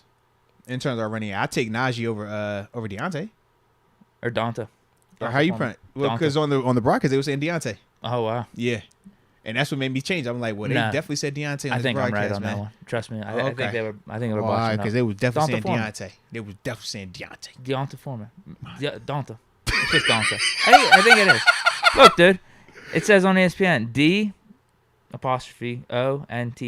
Donta. Ante. That's how they were saying it on the thing. That's what I'm saying, man. Dante. It'd be Dante then. That's how they would say it, like Dante. Yeah. There's no I there. That's what they said, man. Unless the apostrophe Dante. That's what they said. Dante. Yeah. That's what they said. Dante, right? So both teams trying to run the ball. Dante, Deontay. That's what they said. Though. That's what they said on the broadcast. Deontay. I'm calling for him. Yeah. Young, solid talent at receiver, but I think we have the edge there. Although you could maybe say DJ Moore's a better receiver than Deontay, but I like our depth with the Pickens for sure, and especially Muth. Mm-hmm. We both traded a popular receiver or a bigger name receiver. Yeah. Robbie Anderson. We traded Claypool. Both teams have a Swiss Army knife guy. Connor Hayward. Tommy Tremble. Tommy Tremble is definitely their Connor. Yeah. Talent on defense. O-line. Who's better? O-line. I'd give them the edge. Fair. Okay. I would definitely give them the edge. Young talent on defense or just talent on defense. Uh-huh. Maybe a little top heavy on that talent. Does good to great in spurts, but also has some major lapses at times. For sure. I think it's very similar. A lot of similarities. Right? A lot. And even when I go to this last don't like, at times, I'll be feeling like this about us. I don't like their rush defense. At times, it's a little leaky. I have the same thing as my third. At times, they can give it up on the ground. I think they're averaging, they're allowing like, 120, almost 130 yards per game on the ground alone. I'm just not a big fan of that, man. And like you said, they have good players, but you can see where the talent and where it drops off, especially whenever they rotate guys in at times. Yeah, they can get gashed on the ground, but they still, like I said, they're disciplined, and I think that's what helps them at times. But yeah, I'm not a big fan of their rush defense. They're 24th in the league in rush yards allowed on defense.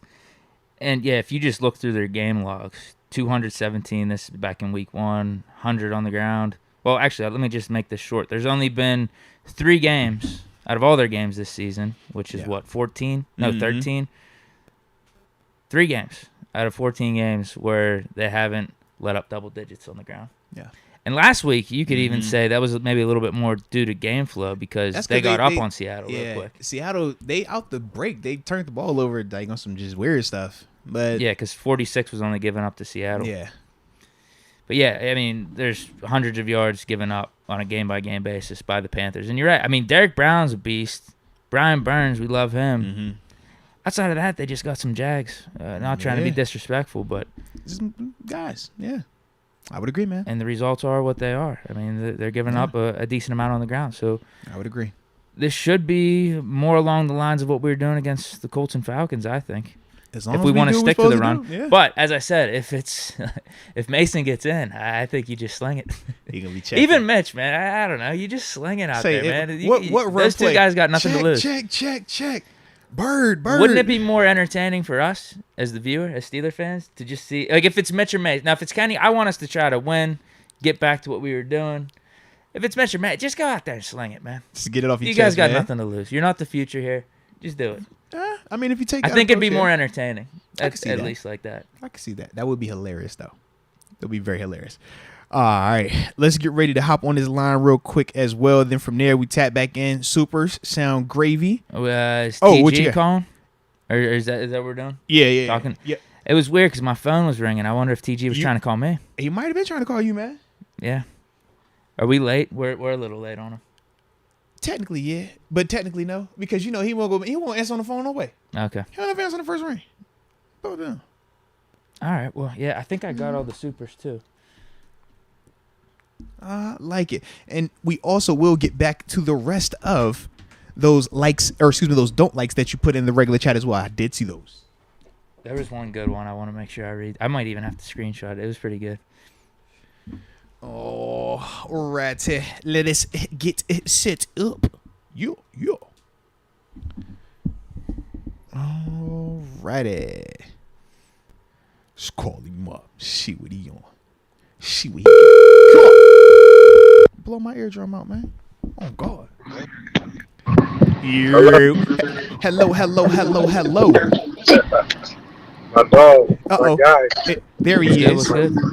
Ladies and gentlemen, boys and girls, joined by Steelers alumni, West Virginia Mountaineer alumni, but more importantly, my locker mate, former linebacker of the Steelers, the original OG, Terence Garvin. How my dog over there, man? How we living, man? You good over there, man? Man, I'm feeling good. We feeling good, Okay. How you feeling? Man, how we feeling? I mean, depending on which me you asking, like, part of me feels great. Okay. 10 wins, top of the AFC, feel good. The other side is like, yo, we got work to do. You know what I mean? You hearing that? We got work to do. So I'm with you. Which one you want to talk about? The work to do part? Because we can go work to do. We want work to do? Let's talk about the work to do. Yeah, for sure. Your boy Deke in here with all his bills, shoes. Like, you want to believe this dude, man. Like, just craziness. Yeah, I can't make this up. TG, do you believe this? I can't make this up. I don't believe that. I thought it was Pit Blue. knows. I thought it was Pit Blue, but it was definitely Royal. I was like, whoa, wait a minute now, bro. That's all I'm saying. That had to be the Pit Blue. I don't believe that. TG now. Hey, I'm just throwing it out there. I'm just saying. gotta be the Pit Blue. I'm just saying. But dude, man, we got a situation going on, man. We got quarterback controversy. We got two. No. We have 2 and 2A. This is from the horse's mouth. Coach Tomlin. We don't have a quarterback Coach controversy, Tomlin. so we're not gonna say that. Coach Tomlin said, we got guys gonna be splitting these opportunities, right? We got Trubisky. And you got Mason Rudolph. This is all if Pickett can't go. This is if Pickett can't go. Pickett's still QB1. He says Mitch is 2, Mason Rudolph is 2A. Right now, Kenny is still in the concussion protocol. So this is a quarterback controversy, TG. Who you rolling with and why? Talk to me, man. It's crazy. I think Mason need to get a shot. Oh, we got legs. Here we go. Yeah. Here we go. I think Mason should get a shot. Like, I think you're trying to win, so you go with Trubisky. But I think you get Mason in there a little bit. I think you see what you got going on right now in terms of where it's at. It might help the trade stock. It's all about TG. Hold on. No. You can't. You're not trading on Mason though. Mason, you ain't trading him. Oh yeah, you're gonna lose. Yeah, that. you're losing That's that. true. Yeah. So if anything he do that look nice, that's That's free agency. Yeah. Mitch, that's a different we know combo. you're a businessman, TG. Mitch is still under contract. You know what? I'm not letting them even smell the field now that he's done it like that. We're going Mitch. We're Mitch the whole way. I'm trying to get that back for the Chiefs. He said, "I want it back for the cheap." Yeah, I'm trying to see if I'm gonna dumb down your value. You not gonna have no value. And guess what I'm gonna say at that exit meeting? I'm gonna say, hey, go test that market, see what's out there for you. You know, man, the worst thing if you it can don't do, work out, come back. But go at least go play your foot out there, man. The worst thing you can do to all these kids out here is jump in this transfer portal, this free agency with just practice film. You need some film. Don't you hop in that portal with no game tape? Don't you hop in free agency with no game tape? Don't you do that? No. It's a cold world. It's a cold world. That free agency's cold. It'll humble you. Hey, ain't that? It will humble you. Facts. Yeah. So we're going back to that. No, I would go with Mitch all the way. But solely because of the business side, not because of who you think is a better player. And you bought that. Let's not forget you bought that. But you also paid a little. You paid a little bit. You ain't pay a lot, but you paid a little bit for the re-up for Mason. What did he get? He on $5 million, right? $5 million. He getting $5 this year. But you bought that. You bought that Trubisky. True. Okay, but so my thing is this though: I know we can't always take the money out of it, but the money is close. The money is close enough. Wait a minute. The money is close enough though. He's getting 7 this year. Mason's on 5. Mason's on 5, so it's close enough. That's not bad. My question is this: money is close enough. Who do you think would give this team the best chance to win on Sunday? I mean, I have to say Trubisky. You have to say Trubisky. Trubisky was the starting quarterback going into the season. Trubisky just threw 3 picks in the red zone too. I understand that. That's a stingy Baltimore defense, though. Facts. We knew that. That Baltimore defense is really stingy. They got 2 really good linebackers in there, and they don't hear you. They don't want to hear that. They don't want to talk about Patrick Quinn and Roquan. They don't want to talk about them dogs over there. If you remember in the beginning of the year, you asked me my top 10 linebackers. Okay. Those were 2 of them. Facts. They like that, both of them. Absolutely. Those are 2 real good linebackers. Mm-hmm, you know, so I think you got to say Mitch though. Mitch was your starter going into the season. Mitch, he has to be your best option this conversation. Okay. So Mason gonna get got again, is what you're telling us. Mason and get all the jankiness that had happened to him throughout his tenure here. You gonna janky him again? They're reeling him back in a little bit. TG, they gave that man first team reps today, and they gonna do that to that man. They gave him first team reps today. That's all I'm saying, man. That's a lot. That is a lot. I mean, that's just in case he got to go in there and go. So when have you seen the second team quarterback get first team reps on game week? Man, that's just in case he got to. Oh man, that's crazy. The second team reps go to the second team quarterback. That's all I'm saying. They said they split first team reps. That's very different than you just getting prepared because you might go in there if injury happens. Those for the second rep. That's you know what's the difference. They don't even call the same type of plays sometimes for the twos than the ones. You know this. I do. We'd be like, man, why they get to run the new blitz and we ain't get it? We got to run Sammy 33. I don't want to run this again. Yeah. The first team gets 6 reps. Second team get 2 reps. You know what time it is. I talk about be in shape, be prepared. What you talking about? I'm with you. I understand, but I think you still got to get him ready. Like I would believe he hasn't been with the ones probably since camp. Yeah. So it's like you see the writing on the wall in the sense of you don't know if this is your total. This is what you're going with. So it's like, yeah, you go get another guy in there, you get another guy ready to go, but you go with Mitch. Like you start the program off with Mitch. Okay. So then to backtrack then about last Sunday's game, what were your thoughts? As you know, that game ended in a manner that left us on the losing end. Yeah. It's brutal. It felt like a Big Ten game, man. Just brutal. Just like a brutal, tough loss. But those are 2 dog teams. It's hard to lose to Baltimore at home, especially when they don't have their number 1 under center. You know, that's tough. Got down to the 3. Yeah, I didn't want to go. I was like, yo.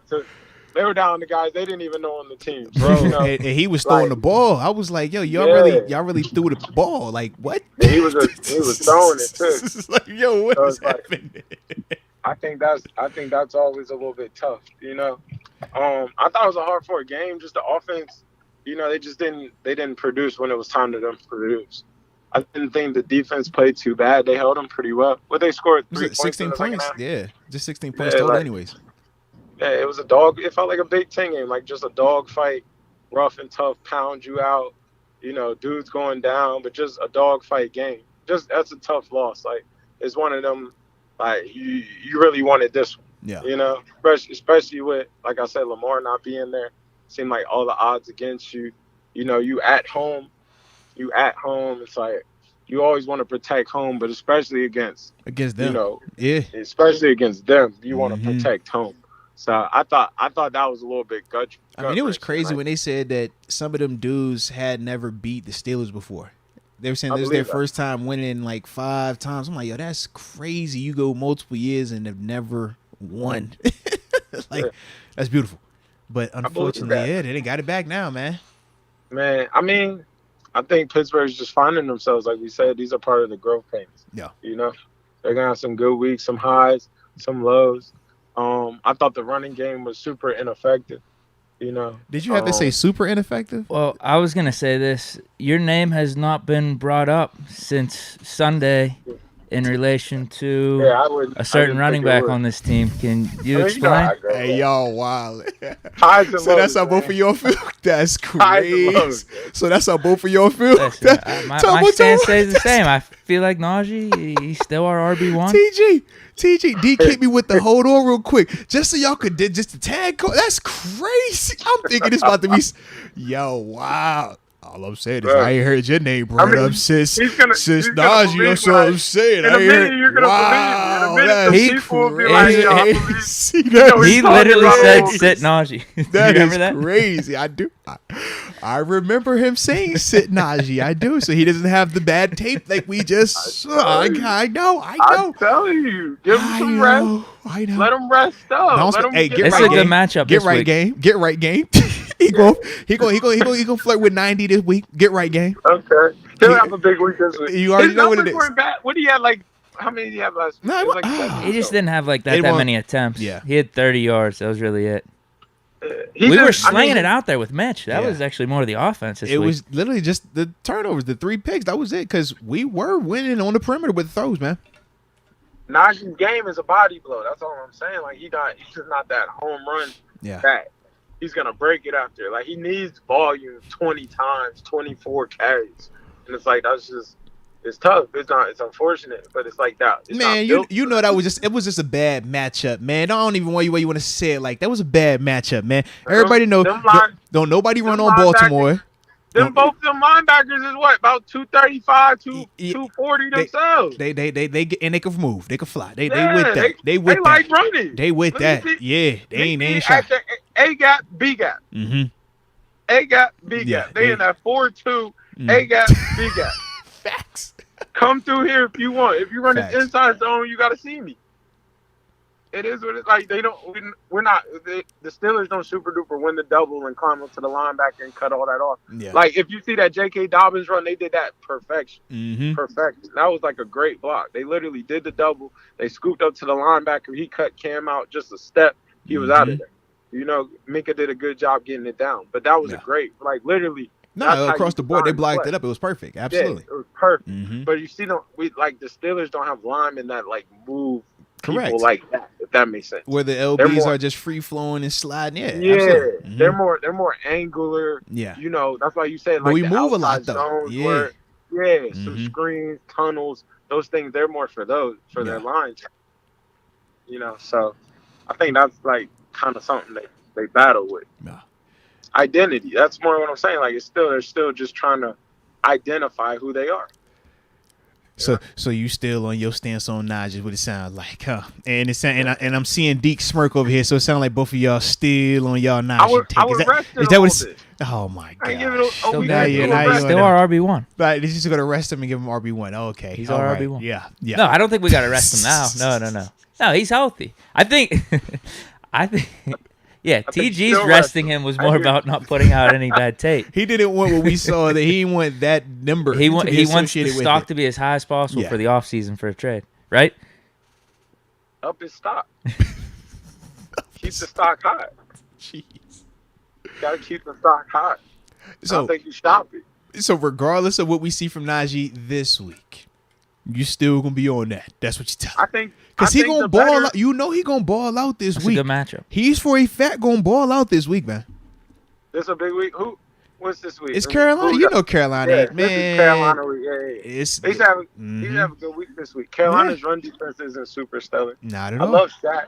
I always shout out Shaq. No, Shaq also he's straight. Absolutely. Yeah, but no, he should have a nice week this week. Okay. Carolina's not no fluke though. They're starting to come together a little bit. Bro, they one game out of it's crazy. Same record. I don't know they one game out the top. They got action. Yeah, they got action. Yeah, so they're playing for something. So they're playing hard. They're trying to make something happen. I think he'll have a good week this week though. It's due for a good week. He said it's due for a good week. I can't stand. Why you be doing this? Stop it, man. It's due for a good week. All right. But and you know, with the quarterback situation and not being healthy, they're gonna give him the ball a lot. Yeah. So if you're a fantasy owner, play him for sure. For sure. You heard it from him right there, ladies. You heard TG. If you're fantasy owner, you got Najee, go ahead and start him this week. All right. Go ahead and start him this week. Hey, he called Pickens last week. No, he did though. Yeah. And he got yards. He just needed a touchdown. He looked like he was gonna have one of them ones too. He scored last week, didn't he? No, not George. We talking about Pickens, the receiver. I was talking about Najee. Yeah, because first play, well, he had one of them plays again. Yeah. Wow. Give you some wow. He just doesn't get it in volume yet. Yeah. He's not getting those. Deontay getting targets. Yeah. He's not touching it 5-6 times a game right now. You know. Now, how you feeling though? You said you would go ahead and start doing that though, right? Yeah, I start getting on the ball here. You know, I think you start getting on the ball a little bit more. I think going into the summertime, you just gotta identify who your number one is. If that makes sense. I mean, they do, but who you identifying? He's the number one. Okay. Sure. I was just on the same page. Yeah, I was like, I think he's the guy. Jeez. But now he got a crazy matchup this weekend though. J.C. Horn, C.J. Henderson. How you feel about them boys?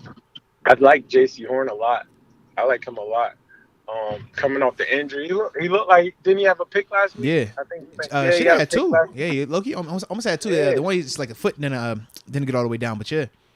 He was one of my favorite corners coming out, like in the whole combine process and all about 2 years ago. He was somebody I liked a lot, and I know like his dad was a pro, so I kept up with his story.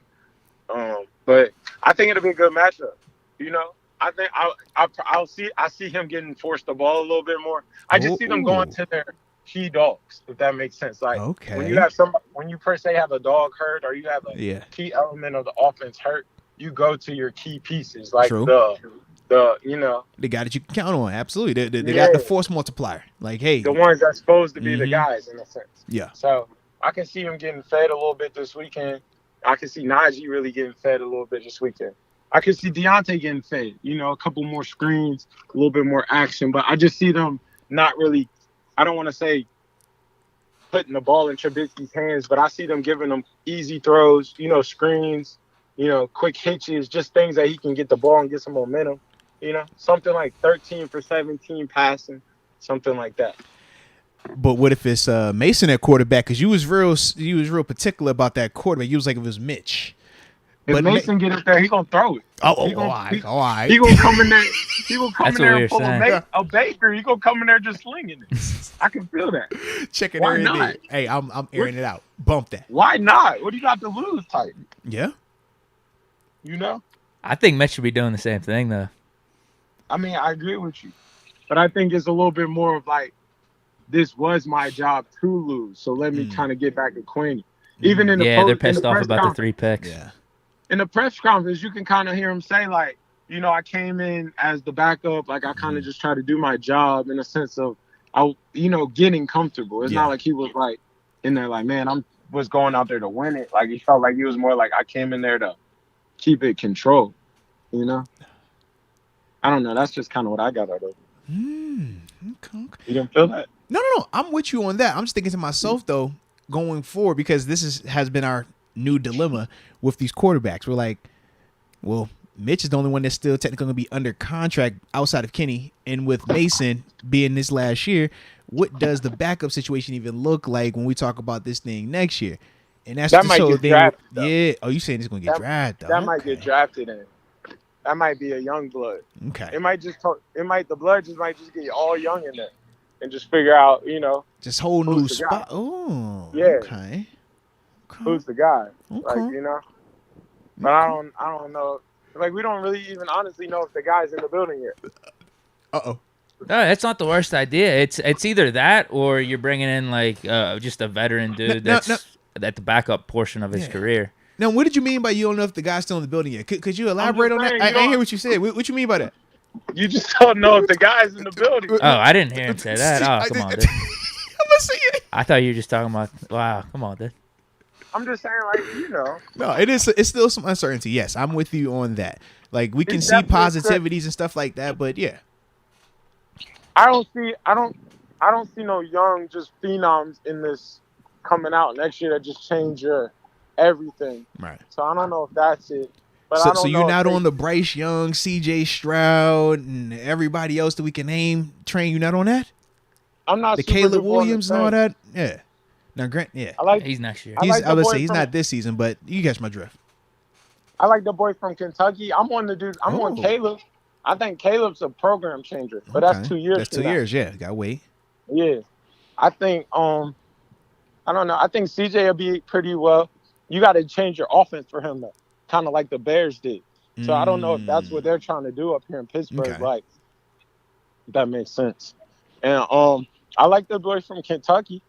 I think he's somebody to keep an eye on. Remember, I told you about him. Yeah. He's a big boy. He's used to throwing under pressure in certain situations. I think he'd be somebody to keep an eye on if they would. But I don't know if they'll pick a quarterback that early. They'll probably pick surrounding pieces and go get a quarterback like in the 4th round. Okay. Yeah, I thought you were good with Kenny rolling forward. Yeah, I'm not. You got your eye looking the other way. No, I think you stick with Kenny. Like, Kenny's the guy for a second, but I think you get somebody to come stand behind him. We're gonna need backups, yeah. 'Cause I don't think Mitch is gonna want to come back. Yeah. I just think you get a young guy to stand behind him at walkthrough. But not enough to. Is it enough to make him feel threatened, or just enough for it's? Hey, you just shadow this guy because it's two differences. I don't think he feel threatened, but I think he doesn't feel just comfortable.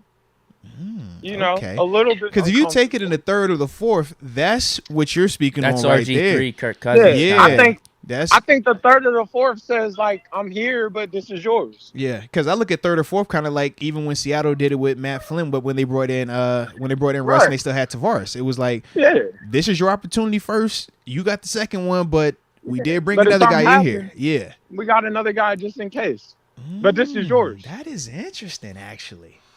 I think that's what they do for sure. Okay. For sure. Okay. For sure.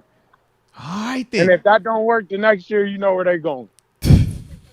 Gotta go Caleb. Gotta go Caleb. Yeah. Gotta go Caleb. Deke, are you on the Caleb Williams if he was available then? I just don't even think it's going to be a conversation because Kenny's going to light it up. Okay. I hear what he's saying. We're going to be drafting late. Okay. It's not even going to be a conversation. But what if Ben said he was coming back out of retirement in 2 years too? Are we still rolling with that same energy with Kenny, or would that switch? I'm just asking for a friend. The energy's not switching for that. I told you, the guy I got above Kenny is still Big Ben. Okay. So, yeah, he's saying if Caleb Williams was available in 2 years, it would still be on the tables with Silas. Caleb Williams? No. But if it was 7, it would? 7, yeah. He's young. Yeah, he's young QB. All right. But he's retired. We've heard that he's good with his family. He's just going to be chilling behind the scenes. I don't see that happening. Yeah, I don't think he's coming back. So this is this is a moot point. And the further and further he gets removed, then you're starting to talk in like if Terry Bradshaw came back, right? You know what I mean? Man, if he's like 5 or 6 years removed. Don't you do that. You got a better shot getting Andrew Luck to come out. Ooh. Oh no, he's skinny as hell right now. Yeah, I think it's a wrap for that. He's out. He's out. Okay. I like it, dude. I like it. No, yeah, Ben's the one quarterback I'll take over Kenny here in the near future. Okay. Just him though. But he ain't coming back, so we're rolling with Kenny. All right. We're rolling with Kenny. All right then. I like it. Yeah, in terms of these young quarterbacks, obviously if Mahomes, you get what I mean. I get that, but them dudes ain't. We're building something here. We're building something here, and I think Pickett's got it.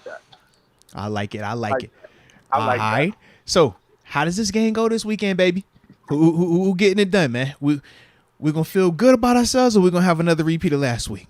Pittsburgh's in a must-win this weekend. I mean, it's a must. Like, it don't get more must-win than this, man. I'm pretty sure he Coach probably Tomlin's took the games winning. out of Coach Tomlin's winning streak on the line. Out the locker room this weekend. You know he's not playing. Like this. Oh, is bro, a no, nothing. Ain't no tables. Ain't no nothing. I wish no y'all would. Pong, I wish you no would. Nothing. I wish you would. Kiki in there. Nah. Yeah. He might be in full pads all week. Oh, you know he'll save it. He hit you with the. I save a bullet just for weeks like this. Yes, this is why I kept one in the chamber just for this week right here. Like, Coach, really, bro? It's December, man. He might be in full pads right now this week. And, out there banging. But I think it's a must-win. I think it's a dog fight. I think they score a little bit more this week. Okay. Something like 24-14. Okay. 24-17-ish. Comfortable, like though. But comfortable, though. They win the game. Okay. They win the game. They can take a knee at the end of the game type. Victory formation. If you victory formation, then it's clear. You won. Absolutely. They win the game. All right. Well, shoot, man. I like it. I agree with that, My Tay. God. I'm probably going to steal that score prediction. Something close to it, at least. Yeah, I think you've been on point these last 2 or 3 times. No, you low-key have been. I like these score predictions. Your pick game been a little good. I need to see a larger sample size. I'm hating on you. I'm gonna just simply say it's because you're a small sample size. You're getting lucky. And you got to give him credit for the sit-nausey take. Nope. I don't. Everyone was mocking that take. Nope. I'm gonna hate on him. I'm gonna hate on his take. I'm gonna hate on his score predictions. I'm gonna hate on everything. You don't like Najee. I'm hating on the fact you don't like Najee because you're shorter than Najee. That's why I'm hating on you. Yep. Hate, and more hate. Just a fact. No one's giving TG any credit in the chat, dude. I'm looking for people to say TG was on to something, but no one's saying Last week, they was crucifying you in this chat. Oh, where he at now? I want to hear TG now. TG, talk about it now. And he doubled down. Uh-huh. And you doubled down, and now they real quiet this week, man. Real quiet this week, man. Nobody else. Okay. That's I'll it. take that. You know what I'm saying? So you might have been all right and right, kind of. But we not going to give you any credit, okay? I'm going to hate, and more hate it, okay? So I think your take was weak anyways, man. You just got lucky. It was a bad matchup. That's all. If Kenny didn't get hurt, he would have had 100 yards rushing. That's all. That's what we know. But he got hurt, so that's what happened. If we did the picks of the week out of us three, I would get the most right every year. Only for Steelers. If we talking around the league, I could do. Bro, you see the I pick. could do literally football. D. From You see top the to bottom, picks. from pro to You see the picks. to high school. TG. You see the picks. TG. You see the picks. TG. You could tap it. See, I don't want you hopping on late and then you feeling good about yourself.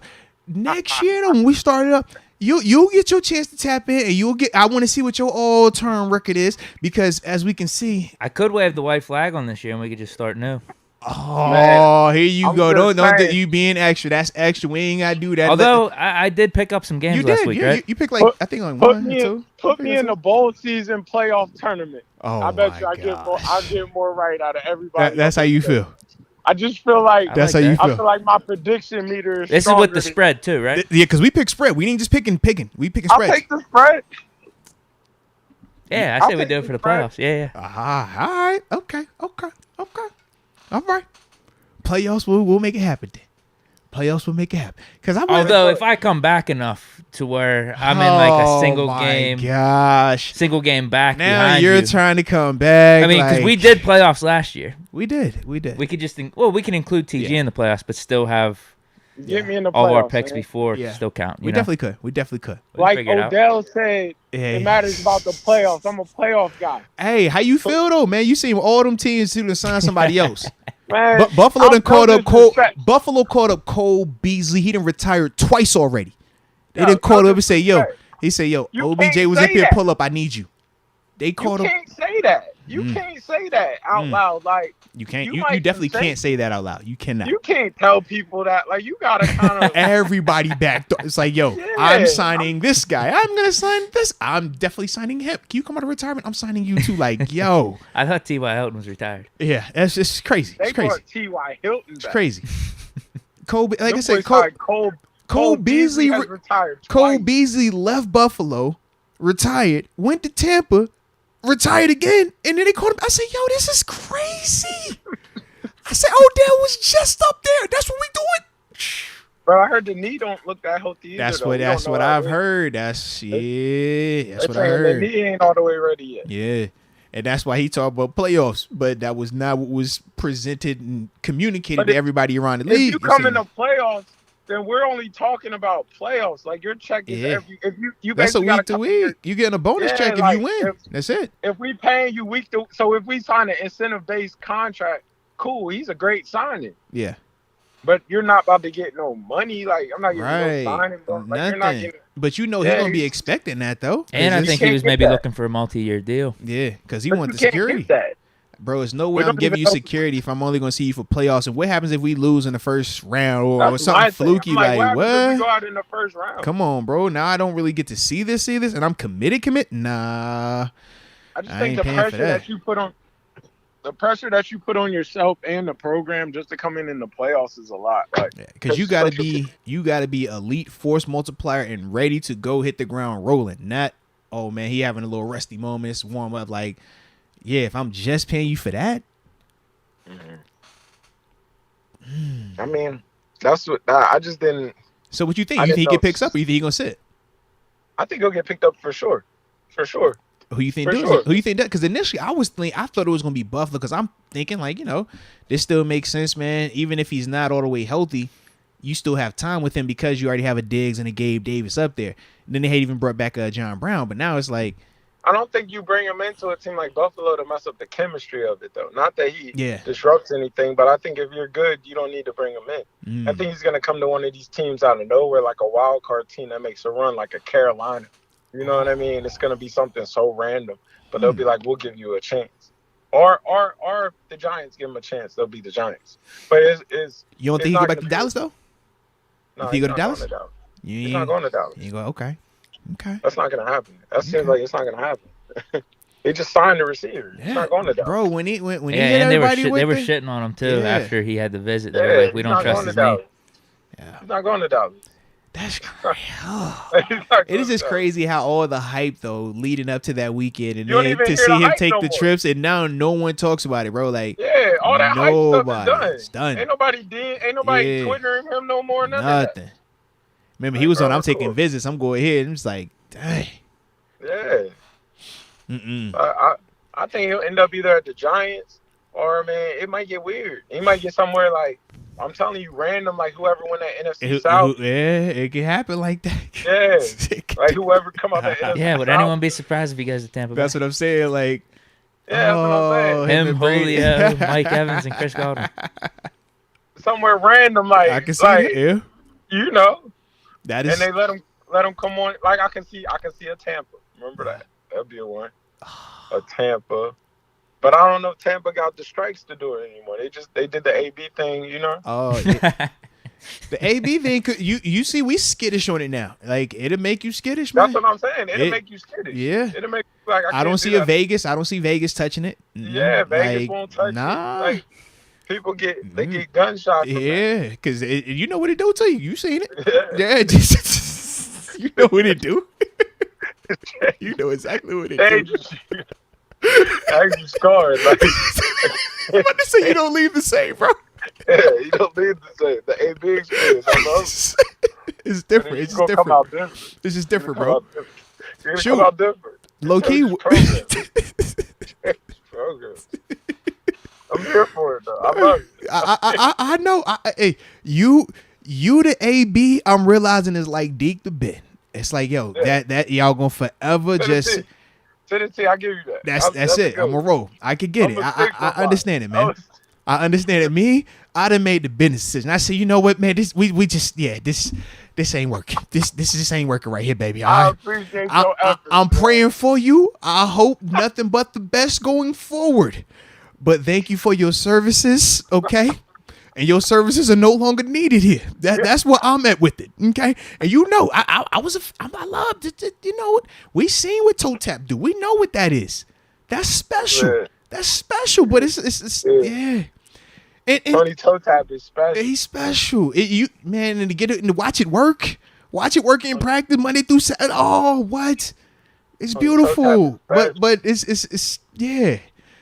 It can get a little much at times, and that's the stage that he's currently in. So yeah. Yeah, I think you bring Tony Toe Tap in for a playoff run and you get him out. You know, I think you could do that with him. Good luck. Get him in and you get him out. If you give him a summertime, you can't give turns him into a no. month. You cannot put him in no. As soon as he get that, summer, he turns into a monster. If you give him 4 weeks, he's special.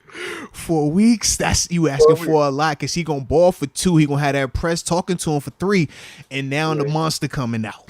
We out of here at 4 though. That's the monster coming out. Where's the Super Bowl? We're out. He pulling up to the Super Bowl in the mink. You know that mink rose pedals. He probably getting flown in that thing. That's cool. We got one game. We're trying to win that. You can pull up in whenever you want. That's a lot, man. That's different. You know that would be a lot right there. But what? You got me thinking about just AB. Hey. Deke, if the Steelers make a run, they should do you feel like that? Do you feel like AB could last somewhere right now, man? Like not is he talented enough to play somewhere? Just for a playoff run? Could he actually last? Could he actually last somewhere? That's what I'm trying to figure. Because to me, the Tampa situation, it could not have been any more perfect for him in Tampa. Could not have been. And to see how he acted, I'm just like, bro, I don't think that there is quarterback any. Would he respect? That's what I'm saying. Like who? This was Brady. I don't know. If not him, then it can't be 7. I think TG's right. It's just got to be for a playoff run in and out. And AB's really got to want to come back, though, I think. Like, he's got to really be committed and want to be, like, the hero for one of these playoff teams. Yeah, it's an in and out thing. And once he becomes the hero, you get him out. Good man. Yeah, y'all playing with fire. That's all I'm gonna say. Y'all are playing with fire. You let him go rap about it. Yeah, it's 50-50. I could actually see it working, though. I could actually see it working. All the other scenarios in terms of like signing him in the offseason, trying to have him there for a whole regular season, I just don't see that working. I could maybe see TG's situation working. To what percent? Like a 20% working or 30%? If a team's willing to take the chance. Hold on. What's the Steelers' current playoff percentages? We can't do that. Whatever those chances are, that's what AB's chances of lasting would be. Is it possible? Yes, it is still very much possible. But this is a very, very steep mountain that we're going to be climbing. That's all I'm saying. It is obtainable, but it is going to be like you got to be perfect. Your margin error is small. Is Brady crazy enough he'd take him back? Heck no. No. It's over. No. Over. Crazy enough for Zero winning? Chance. That he would just let all the social media stuff slide? Just to try to get that 8th Lombardi? No. Between him running off the field on him, between him attacking Brady personally in his character, between him then going on the you're divorced pep rally before it was like out there, he was like, I'm gonna boost it up. I'm gonna do the pre-hype, and then he has the post-hype. Then this is also with the merch line as well. You know the merch. He had the merch line. And I seen you like the pic. Don't act like I ain't see you like the pic, TG. I synced TG cop. I synced your username up there as a like, and I said, wow, you are foul. You are foul. I synced it with my both of my eyeballs. I had my good eyes on that. I synced. I said, yo, he liked this? Oh my gosh. You are contributing to that. Oh, what we doing? Yeah. That might have just been a bad clip. Oh. It just happens. Cam Hayward with the butt twist. Oh, yeah. It's one of the things, huh? Yeah. You remember Cam announced that? Yeah. Sound real good. That might have been a bad clip. I do not see this in any way, shape, or form. Thank you for your services. I am grateful for all the memories, all of the highlights, and all the extra compensation, because without you, we would not have made them playoffs and them runs. So I'm grateful. But that is where it ends. That is where it ends, man. You got to stop it. You know this. TG, you know him from us being in the locker room with him. Just imagine if you're whoever linebacker for whatever team, and you've never been with that. You've never seen that in person. Yeah, and you just bringing that on for the playoff. Come on, but bro. I think that's what you can do, though. No, to me, I think that's what you can do. No. You've been to multiple locker rooms the same way I have. Our Pittsburgh Steelers locker room was very different when he was there with that group with us. You can't put that in every other locker room. That wouldn't have made it in Buffalo. Man, no. No. I think that's the only thing that you actually can do. Yeah. Is there certain requirements that would be stipulations? Would it have to be like a quarterback like Mahomes? Yeah.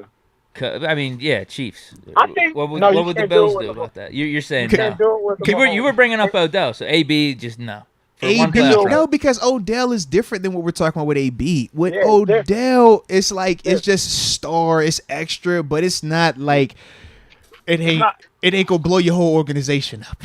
Right. AB has blow your whole organization up capabilities. He does. He don't take long to wouldn't work. Juju's down there. Oh, you're right. Yeah, that's definitely that. Come on, bro. You know that definitely ain't gonna work. He was taking shots with him. Even when he was supposed to be on his like I'm rehabilitating my character, he still made sure to take shots at Juju with that. Yeah, so Kansas City wouldn't work. You right. He couldn't go to Kansas City. Yeah, that ain't gonna work. San Fran. I low key think Odell could go to San Fran. I can see Odell going to San Fran. I can see Odell out there low key now. I could too. Especially with the Debo situation, he'll be coming back. But I said that too. That could low key be it. Keep an eye on that. That could low key be. I think we just solved it. OBJ to San Fran. I don't know what the Rams are. The Rams done? Yeah. They definitely done. Yeah. And they got Baker. They got your boy Baker out there now, no? And that's what I'm saying. You see what's going. That's a perfect example. Somebody like a Baker. Let me see who they had their beef up in Cleveland. Oh no, man! Unless they're over that, I don't know. Man, they out there like, let me see what we got moving forward. We gave all them draft picks away. Let me see what we got moving forward. Man. You hear me? Now you're seeing this is what happens when you're at them draft picks. That's the other side of it. Like, it get real gory. It get real gory. It get weird. Yeah. Mm-hmm. Yeah. So it's like Odell. I could see him going to like a San Fran. I could see. Don't sleep on it. It sounds crazy. A Seattle. With a Pete Carroll. Low key, he can make sense in Seattle for the right dollar amount. Because you already got DK, you got Tyler out there, you got Noah. I could see that. A Seattle. Because that'd be similar to the situation he went into LA last year. The only problem was when Woods went down. But I think that locker room could handle it. I think Seattle definitely Seattle definitely could with Pete Carroll. They definitely could handle that. Yeah. He can't go nowhere with a quarterback that's like you know what I'm saying. Yeah. Like capable to be influenced. Like he has to go where it's kind of like look where he's old enough, he's mature. Like you're not gonna influence Geno. Geno is Geno. Yeah. But if it was Drew Lock, I don't see it working. Because he could influence Drew. Yeah, I get you. I mean, like what might have to happen though? An injury to a receiver. Quiet one? So both sides would know what it is. It's like we just lost a top tier receiver. We just need one for this playoff run. And like specifically, this is the rule. This is what it is. Like I said, don't sleep on that Philly thing up there. Something like that. Doing something weird, like, you know what? Come on. Are you talking AB or Odell? Like a Odell. Okay. I was about to say, you definitely talking AB. Okay. Whew. I was about to say, don't you do that, man. We're not going to get the AB. We're not going to get that. That's it's done. That's total hypothetical. Them days are long gone. Them days are gone. Yeah. It just doesn't. I thought we were still talking about it for a little bit. We were low key, and then I was. Were we talking AB to Seattle, or was that Odell? That was Odell. Okay, I thought we were talking AB for a second. Oh, chill! Don't you do that, man? Don't you? Come back. I was talking AB. Don't you start to Seattle, and that's probably it, right? Geno is man's though, yeah. Yeah, Seattle, maybe Baltimore. Well, Lamar, but I don't think Harbaugh want to deal with that though. Yeah, and I don't think he's coming to Baltimore. Yeah. I think AB should go buy an XFL team. I think he should go try to talk to The Rock and get an XFL team. He was trying to get on. He was trying to cop the Broncos. I know what you're saying. I think he should start at the XFL level. No disrespect. I'm an XFL guy. I'm an XFL guy. I love that. You say he need to start. Hey, bro. Yeah. I think he should show his abilities to own a team at the XFL level. Like, if you want to hop into ownership, this is the level for you, I think AB. it's a great place to start. This is yo, wow. You made it like that. Yo. Wow. But you agree. I know. Of which Dion started at Jackson State. I think he should start at the XFL and level up. Wow. I think that would be great. We see, yo. Just start at this level first. Start- and then we can see where you go from there. Yeah. Let's see where you move up. Oh man. For sure. For sure. Good Lord. stuff. Shout out to AB there, whoever he is. Do you know where he's at? I don't know if you're allowed to tell you right now, man. You know, everything going on. So see, yeah, don't. He's on tour. He's always on tour. The AB tour is always somewhere. The AB. Okay, shout out to the AB tour. Lord. Yeah, shout out. Remember we had the tour bus that one year. The AB tour. I know. AB. Yeah. AB. We know. AB is AB, man. AB is AB. Mount Rushmore. Good times. Hey, the is you? Oh, you can't do that. You can't do that. You can't do that. You don't think he's still in Mount Rushmore? You putting him up there? So? Yeah, for sure. If we just talking to play, yeah. I'd say he's our best receiver of all time. Yeah, if he's definitely the best receiver. Mount Rushmore, though. But Mount Rushmore ain't just the best player now. Mount Rushmore, you represent a lot now. It's a lot. But we're not doing it like that though. You can't say it like that. How you saying it then? The best players of Steeler Nation. Who you got? You brought it up. 4 best players of Steelers in the history of the Steelers. Just 4. Let me hear it. In the Steeler Nation in history, and that's such a tough combo, but he's definitely on there. So who are your 4? Stop stalling. Let's go. 7, 84, and then it's historic. It's like, don't you start getting stuck. Talk. Let's go. He got 7. 7, 84, Troy, and then you said get historic. Troy ain't even that old. Yeah, no, Troy's on there. No, I said he ain't even that old. You said he's getting historic. Three teammates. All teammates. I thought about it. I'm like, nah, Troy.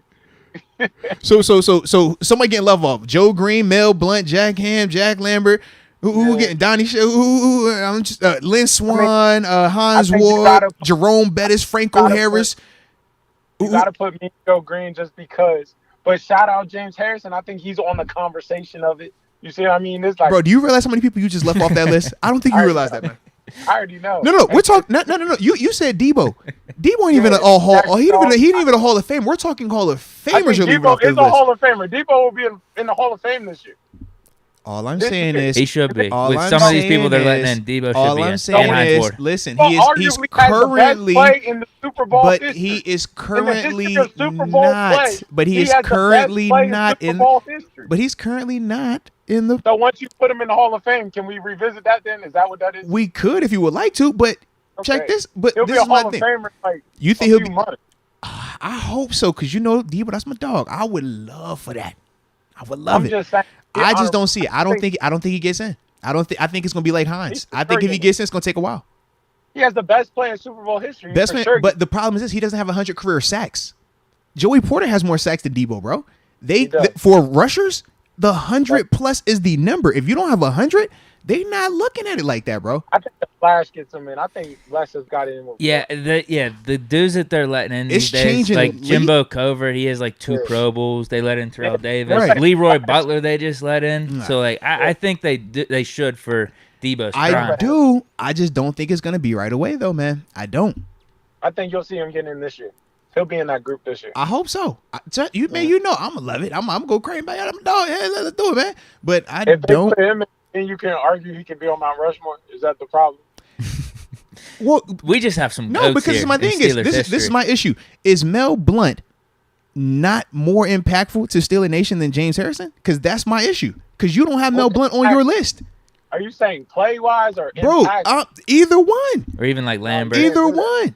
It's different. You're talking best play of a Super Bowl. This dude changed the rules of a game and still dominated just as much after the fact. Multiple time Super Bowl champ, Depot. Like, what are we talking about? That's why I'm just shocked. I'm shocked.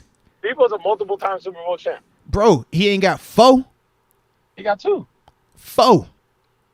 He not, but it's a different Come on. area. Oh, come on, man. This smell blunt though, baby. Well, let me say this: from 2000s up, that's my Mount Rushmore.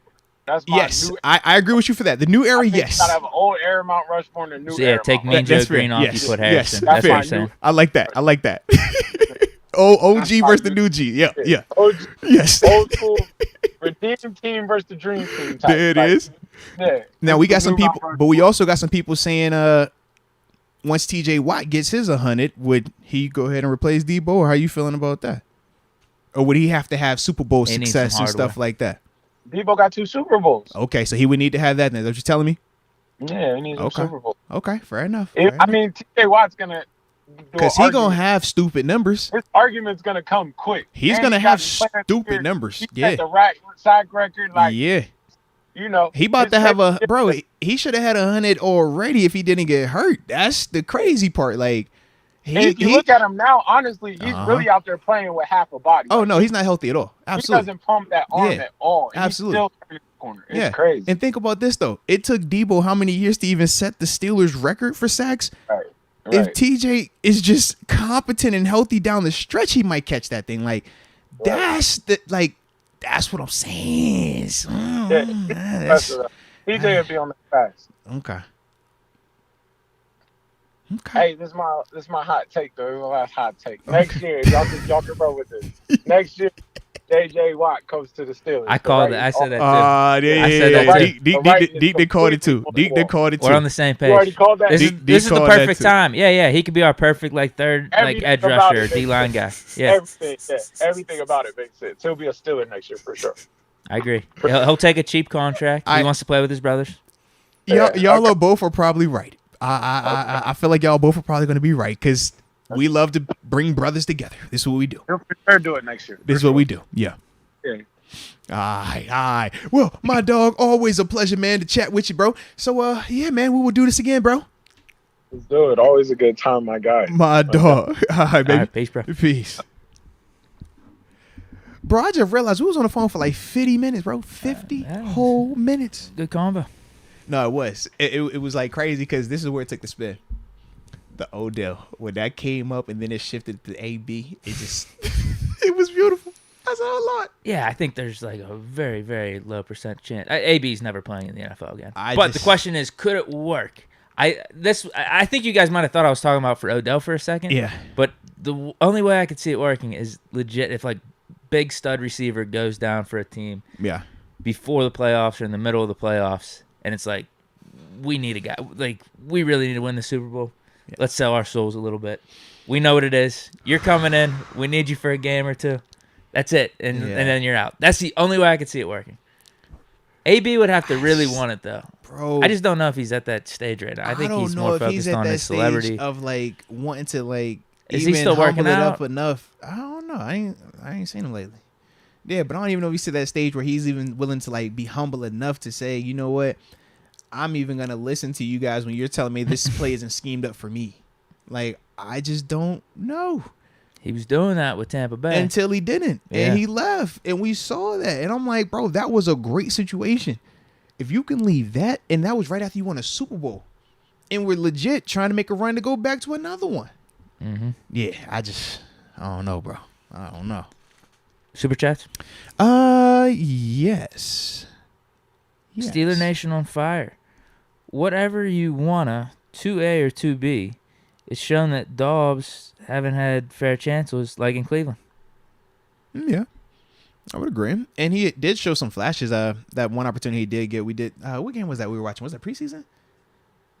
Yeah, he was doing. He had like a couple. Yeah, he was like the fourth stringer though, so it wasn't. Yeah. And this was, I think this was when we had Ben. It was Mason and Haskins. No. I'm talking this year preseason. Yeah, because remember Deshaun Watson wasn't out there. Right. I thought he had like a couple games where he late. He was, had a little opportunity.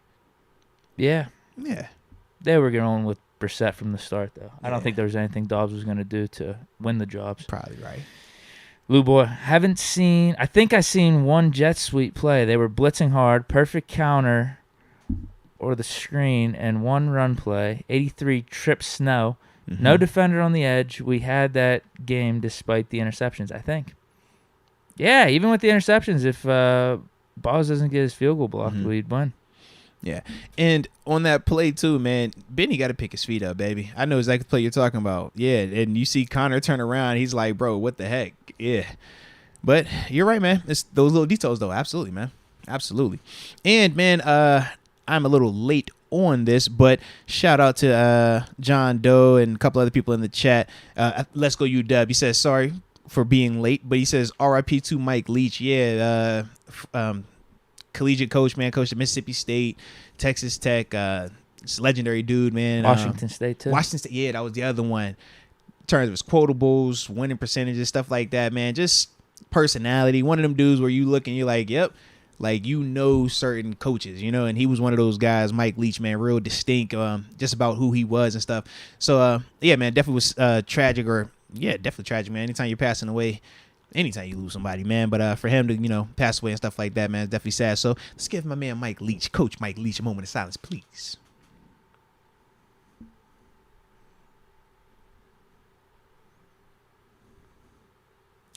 Absolutely, absolutely. And then I also feel bad because I didn't get a chance to pay my respects to Coach Paul Silas as well, who passed away earlier this week, man. Former NBA player, coach. Yeah, another dude, man. And it was actually cool, man. Me and wifey had a chance to actually meet him and his wife. We're down in Charlotte, and they helped us actually get our house down there, man. Talked us into like moving down there and stuff like that. It was real cool, man. But super humble, down to earth guy, man. Him and his wife, man. So like I said, even for him to pass away at 79, like I said, still sucks. I don't care how old you are, man. When you lose people, you lose them. So, you know, definitely wanted to give him my respects as well. So we'll spend the block with another moment of silence. Por favor for Coach Paul Silas.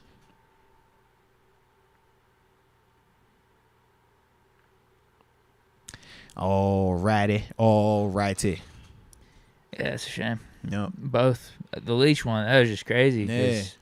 But he was just coaching. They say he was just literally at practice. Just coaching. Yeah. You got to figure, all right, he was just going to run it back next year with Mississippi State. And, yeah, in terms of just him being an interesting character and being hilarious in some of these interviews, he brought something extra to college football. He did, though, bro. He brought that flavor. And, yeah, it was just and the offenses he would bring to the table, too, with those air raids. Facts. It was him and Crabtree. Remember that joint? Yep. Yeah, it was filthy, man. Graham Harrell. Mm-hmm. And they were saying, I don't know what his coaching tree is, but one of them is Lincoln Riley. I know that for a fact. And there was a story someone put on Twitter. I think it was whenever Leach was at Texas Tech, and Riley was playing for the team or was a walk-on. So he was buried on the depth chart. Mm-hmm. And I guess Mike Leach like told him, like, we're going to cut you, or, like, you're not going to play. Like, probably your best chance for your career would just be to come back and start doing some coaching with us. And apparently, like, Lincoln Riley, like, went out. He was all steamed and pissed off. But I guess he did come back. He took Leach's word and then was some type of coaching assistant for that year, and he became Lincoln Riley. That's crazy, man. That's crazy. AJ Martinez, 30-17 Steelers win. 8 is great, but anyone with a brain can QB this team. We got massive talent. 10 stepped in with no reps and threw the ball well. Interesting. I kind of like that, though, but interesting, though. Yeah. Because we do got the talent. Lou Boy, despite the 3 interceptions, I seen the defense looking up at that Jumbotron. Like, damn, 10 didn't have help, 49 rush yards. He tried to help his team. He went out swinging from the time he came in to the time it was over. Always go out fighting. Yeah, I would agree, man. 100% I would agree with that. And, yeah, the rushing game was not there. That's a part of Baltimore, though. Baltimore is really good on the in terms of defending the run. And it was even funny, we were talking about Carolina and how they do some very similar things to us, and they had some very successful games. And this, you know, they're literally their past 5 games, they're 3-2, just like how we are. But it's like, man, we struggled with the same team they struggled with in terms of trying to run the ball. Baltimore. So it's one of them things, man. Lou Boy, how you feel about 18 taking his eyes off the ball, then tracking it again? 10 be dropping dimes all game. Yeah, that was an unreal throw. Yeah. I thought in the stadium, I was like, what the hell, Mitch? It looked like you overthrew him by like 10 miles. Deontay's about to give up on this ball. All of a sudden, Deontay keeps running, drops it right in his breadbasket. It was an unreal throw. No, man, once receivers and quarterbacks are able to do that type of stuff, man, it just makes it that much harder on the defenders, because most of the time for us, we're not looking back at that ball, right? Because you're in phase. And unless you're having like the speed advantage, you know what I mean, or you're on top of this route perfectly, you're not going to be looking back just then. You're waiting for a key, and that key is either the receiver's eyeballs, they get big or they start looking up. The receiver's head starts turning. Their hands start coming up. And it's a telltale sign. So as a defender, you just wait for them hands to come up, and I'm going to play your hands. I'm going to shoot through that. Or if your eyes get big, I know the ball's about to come. But you look at the elite receivers. AB would do this, man. He wouldn't put them hands up until the last second. Then it's just, As a defender, that is crazy. It's almost impossible to stop. Pickens can do that. Pickens is on that type of stuff too, where he can hold it, last second get it. That is, like I said, man, when the dudes that do that, yeah, good luck trying to stop that consistently, man. Yeah. Dante's adding something to his repertoire. No, he definitely is, man. He definitely is. 12th Wonder, what's up, my dudes? They got me working nights for a couple months. So I'm having to catch the replays. Just want to shout out everyone. Go Steelers. Salute you, baby. Hey, you keep putting in that work, baby. You already know this. If you can't catch the live, man, you know we got the upload gang for you, all right? So salute you, man. Absolutely. 828 style. Moats, speaking of Dobbs, in your honest opinion, what is it with Dobbs' game that keeps him from getting a real shot? I'm sure you can explain. To me, it's just the consistency part.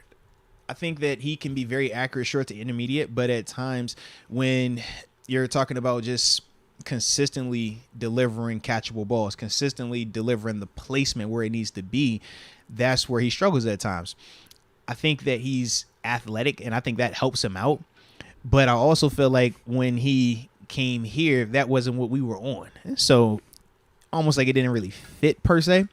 But to me, man, I do think that Dobbs is a capable quarterback. I just don't know if he's ever going to be consistent enough that you can make him a franchise quarterback. And at this level, that's the issue. I can pull up a clip of Dobbs throwing the deep ball, throwing across the middle, throwing to the flat, throwing, screens or whatever. But the problem is he's not going to do it consistently enough that you can rely on it enough to compensate it enough to build your team around it and say, hey, this is the guy that we're going to go with going forward. You think about Patrick Mahomes. Yes, he can do some of the spectacular no-look stuff, right? But you just watch him and how he consistently hits passes, like the routine ones. You don't see a lot of bad misses from him. You don't see a lot of late reads or just like, man, why is he placing the ball always like that? Like for every 5 throws, only one of them was accurate or only 2 of them was accurate. Like with Mahomes, it's like boom, boom, boom, boom, boom. And with the upper echelon quarterbacks, boom, boom, the consistency, that's what separates them. So with Dobbs and with a lot of quarterbacks in this league, man, the consistency is the big issue. I remember even RP to Haskins, but one of the issues with his consistency was his footwork. It was like, man, he had a great arm, talented, can make every throw from every angle, but his footwork wasn't consistent enough, so it would make it not be as accurate as it needs to be. When you look at Dobbs, at times, it's not all the technique and fundamentals aren't always consistent either. So that's, when I look at him on tape, that's what I see. But, still my dog, so I would give him an opportunity just because that's my dog. So, yeah. 828 style. AB would be a great receiver for the Mean Machine. LOL. You can't argue. AB is different, bro.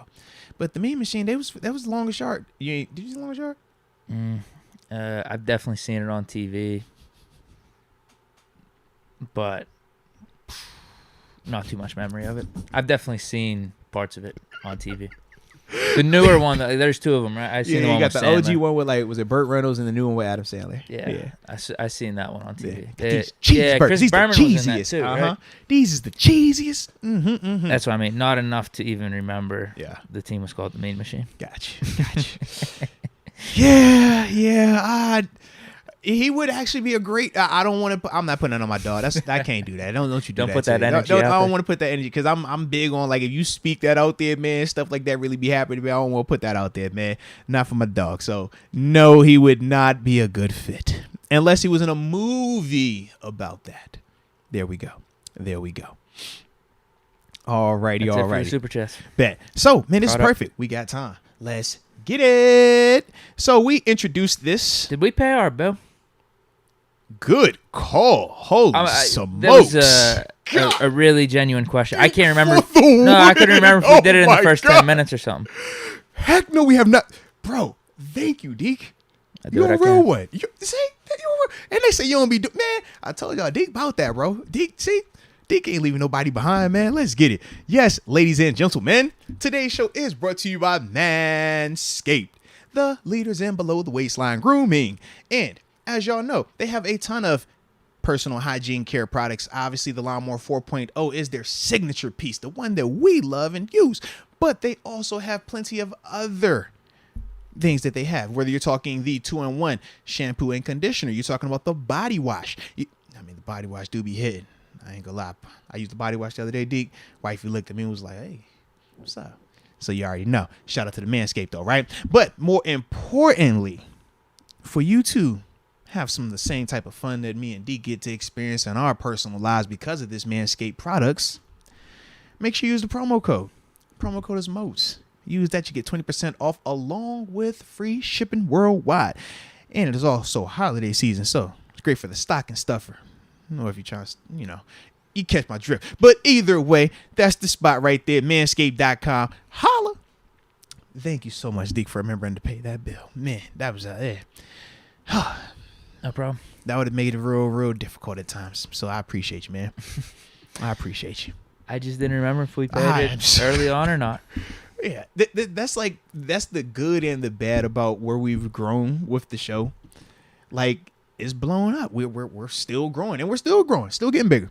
But the sponsors matter. So it's like, yo, you got to make sure you're getting the right sponsors and getting their opportunities, and make sure they know that we appreciate them. Been pretty loyal to us. They've been loyal. Yeah, they've been loyal. They one of them ones. We can't let them down. Yeah.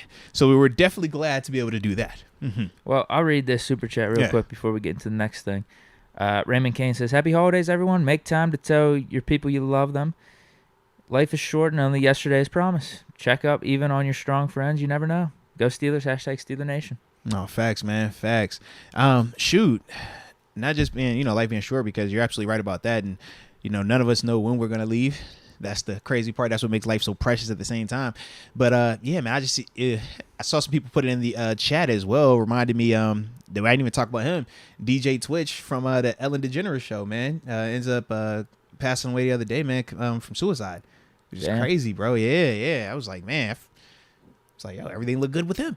So, yeah, it's a lot like that. You just never know when somebody's going to go, whether it's, voluntary or involuntary. But, yeah, man, just make sure you tell the people that you love, that you do love. Spend time with the ones that you can't care about and that you do care about, man.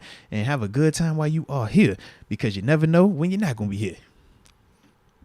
On to Around the League. Let's get it.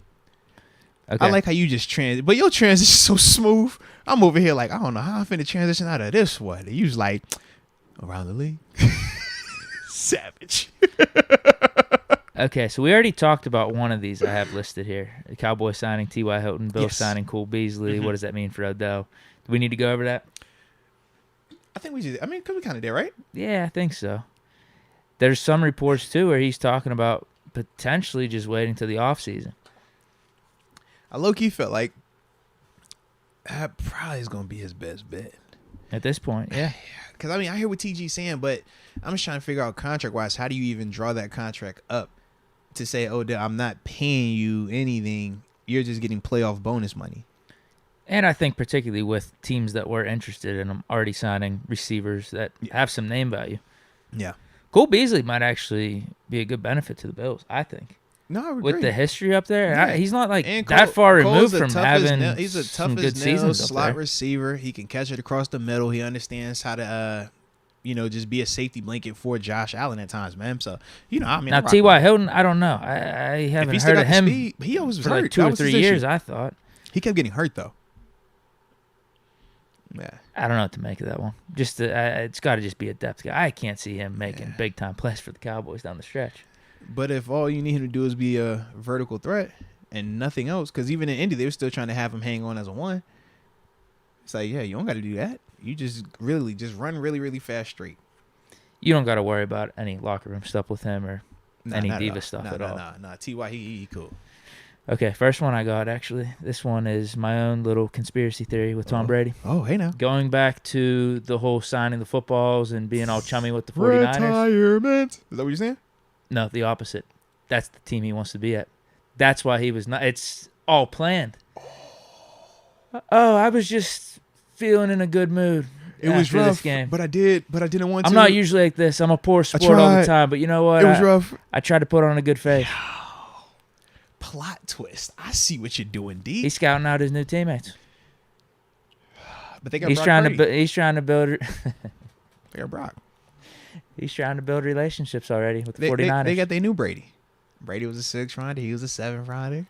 I'm not going that far. I mean, I saying. still stand by my whole. If he keeps doing this, you stick him over. They say Jimmy late G. round draft picks are better than first round draft picks. That's what they say. They say the 6 is the best round ever. The weird part about the 49ers, now, Jimmy G I mean, they're not the most mobile quarterbacks. I was going to say, their system, I don't know how much it would fit Brady. Brady but fits it. I think it would. Yeah, protection. exactly. They get the ball out fast. It's timing routes, and they run the ball. That's exactly what Brady would want. Brady would be perfect. Lance in that offense. Lance would be the extra element if he's the everything X-factor worked with the out legs. because of the legs and the cannon of the arm. But you have Trent Williams down that thing, man. Like, you are protected. You got George Kittle. You got your new Gronk, healthier. You got running and you got Debo. You got Debo Samuel. Come on. And a defense that's going to definitely have you in every single game. A kicker that can hit field goals. A coach that's going to definitely customize it however you need it to be. But you already are on par with what they're running. I don't think my theory's off then. I'm with you. It's going hand in hand. I'm low-key with you, bro. Jimmy G's off the contract. It would make sense. Now, what do the 49ers do? Do you keep Trey Lance as the backup? I think it makes sense for Brady to have to do it this year, though. But there's no way it's going to ever work out for right now. I don't see them because, like, next year, Trey Lance is going to be back healthy. They never got a chance to see it. You got to see it. You have to. Bro, Deke, you have to see it. I wonder how much it depends on if they win a Super Bowl or not this year. If you don't win a Super Bowl, I think you got to go to Brady. You got to. Over Trey Lance, who you 100%, just brought it? 100%. Now, you say so to then Trey... why you moving on from Jimmy G then? Because Brady's the upgrade over Jimmy G. He is. Is Jimmy G not an upgrade over Trey Lance? I agree with that. That's what I mean. I don't know what the holdup is about keeping Trey Lance around. Just go to Tom Brady. Forget about it. Okay, that's what I'm trying to figure out. Just either you trade Trey Lance or you have a conversation with him like, listen, man, we're bringing in Brady. I don't know if this is only going to be a year or not. Oh, no, man. But you could sit behind him and you could be happy about it, learn from him. Or we'll trade you somewhere, wherever you want to go. Maybe Trey Lance and Mitch Trubisky could compete with the Texans for the starting spot or something like that. Oh, no. Oh. Wait, you're sticking with Lance? I just think that you would want to see him. No, if you got a chance to have Brady and everything you just talked about, it would be a perfect fit. And that's the question: do you still think Brady has it or not? I think Brady is not in a good situation for him right now with the Bucs and the O-line sucks. Yeah. Now you go to the 49ers. I still think Brady's got it. So that's the whole question. Oh, if you think Brady's got it or not, if you still think he's got it, you got to give yourself a chance. Need to see it. You have to give yourself a chance. John Doe, you said Josh Rosen. I remember, but Josh at least got a audition of somewhat. It won't like a 4, but he got You got to trade Trey. You probably get a second rounder for him. Oh yeah, because he has 0 bad tape right now. You haven't seen enough.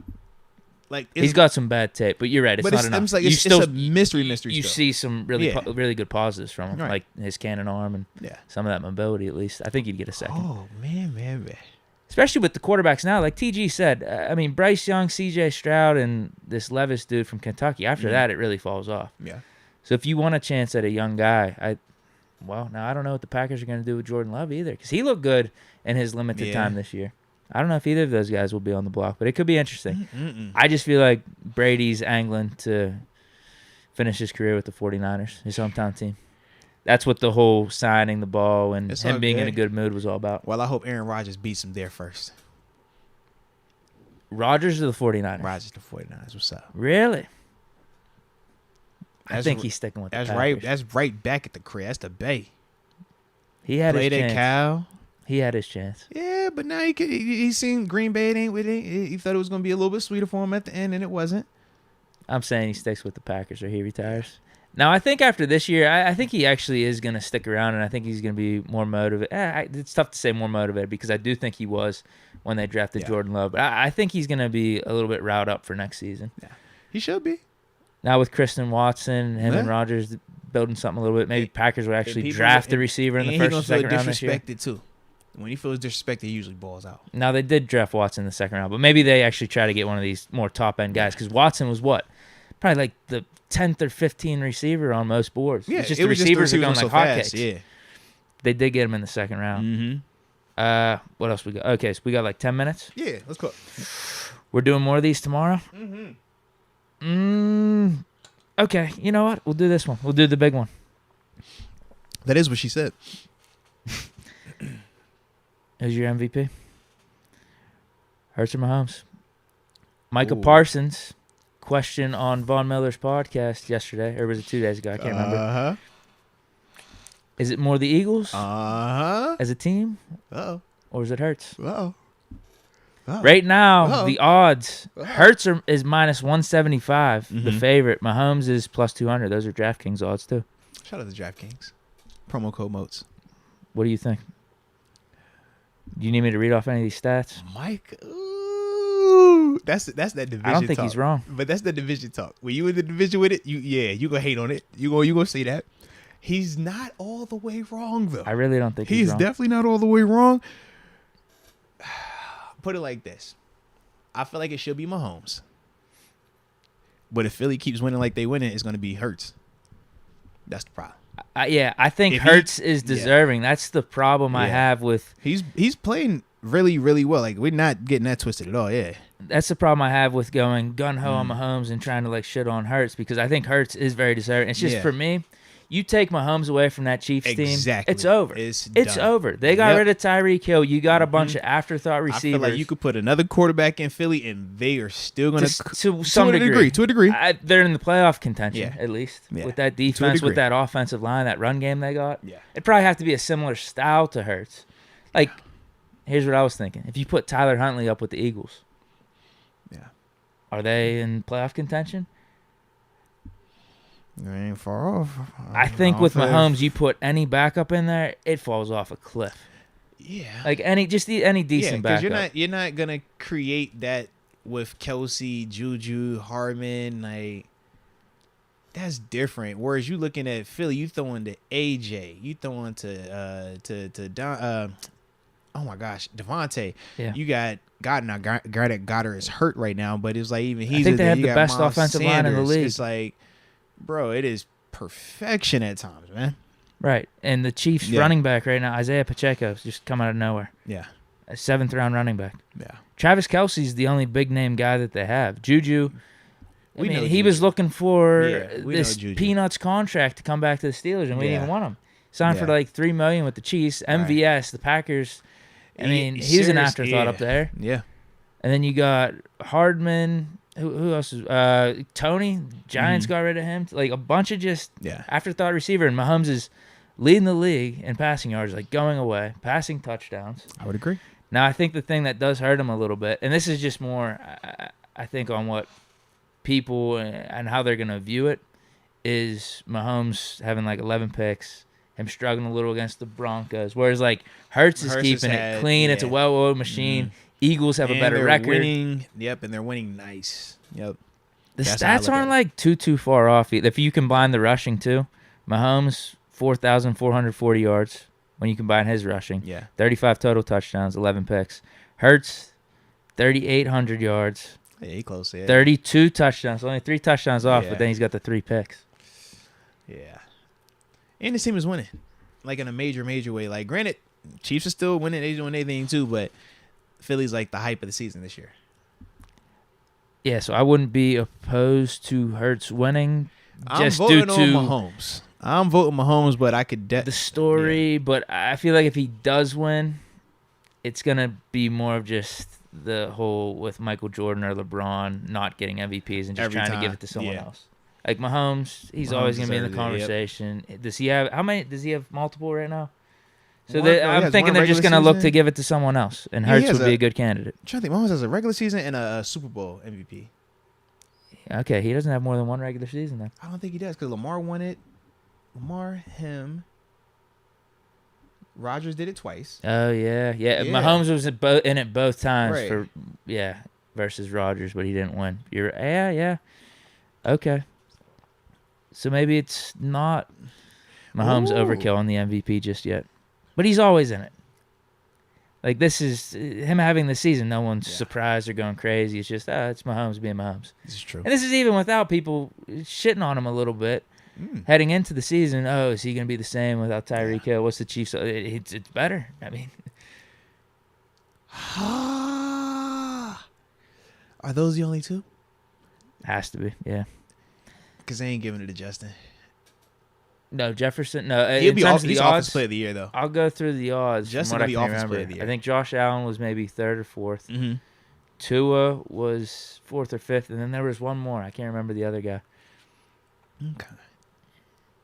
But yeah, these two are definitely the fit because the odds. Oh, Burrow was the other one. Okay. The odds for the heating up now. the odds for the other guys were in the thousands, whereas Mahomes is at plus 200. Hurts is minus 175.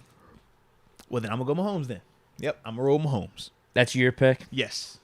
Who you rolling with? Yeah, my pick is Mahomes, and it's not a shot at Hurts at all. No, it's not. just I feel like Mahomes is more valuable. No, it's not. Because it's an arbitrary title. Now, if you want to say like best season or most outstanding player, maybe Hurts. I think the Chiefs are in the dumpster without Mahomes though this year. I would agree. It's actually I think incredible what everybody he's would, doing. and especially when you can see how impactful Tyreek Hill is, not just when he was in in Kansas City, but now you watching him in Miami, so you know what he brings to an offense. And yeah, for them to not have that and still be producing where they are, yeah, Mahomes is that dude to me, man.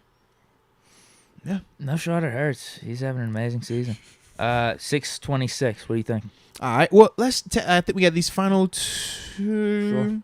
Yeah, I got a good one for tomorrow too. All Saved right, up. bet. Let's get it. Has to do with some draft talk actually. Oh, hey now. Not Steelers related because I'm not doing that until I appreciate you. I'm not doing any serious Steelers draft talk until we're officially eliminated. It's official. I made that rule Okay. to myself. So it could be next week. What you telling me? It could be anyway. I don't know. You Yeah. just gotta go out there and play hard and play to All win. right, I'm with you, man. I'm with you. Okay, the super chats. This is A2A style. Yeah, it should just be two, I think. Yeah. Can Deke sing the DK song once? Come on, Deke, do it. The DraftKings gambler song. No. Deke is like in a band and everything. He won't even. What's the name of it again? Not yet. Oh my God. Deke is very talented musically, and he doesn't share any of those gifts with us, guys. It hurts. He don't sing. He don't play. He can carry a tune. He don't do nothing. I think it'd have to be maybe he won't more even of tell like us a the rap. name. He won't say he got bars too. He I done know. rapped up here I can before. maybe get a DraftKings little freestyle going. You got time now? I'm not doing it. Oh, I was I'm not doing it. I I, ain't know I you- probably shouldn't have thrown it out there. I was gonna put the beat I'm on. teasing I'm the just, chat you know, right now. yeah. I don't know if I'm ever They gonna still do waiting on the it. Lord. I think I Room could. song. Remember that the Lord. Yeah, that never happened either. Mm-hmm. Yeah. Thanks for thinking about me though. What's the name again though? My band. Yeah. My band. My band. My band. Nothing. My band. I got nothing for you. Ain't they don't even know that name of my band. Come on, bro. You sure? All right. How many? How about there is one band, and they're actually a really good band. Their name is called The Band. Did you know that? Are you talking about yourself, maybe? No. This is an older, like an oldies band, like 67. It's actually really, honestly, if I probably played have heard songs, it, yeah. I probably have heard it. they probably have around 5 or 6 that are just Okay. popular. You've heard on oldies radio or just Okay. classic stuff. The Yeah, band. it's called The Band. Yeah. The band. Okay. So, right now, my band is known as My Band. To you guys.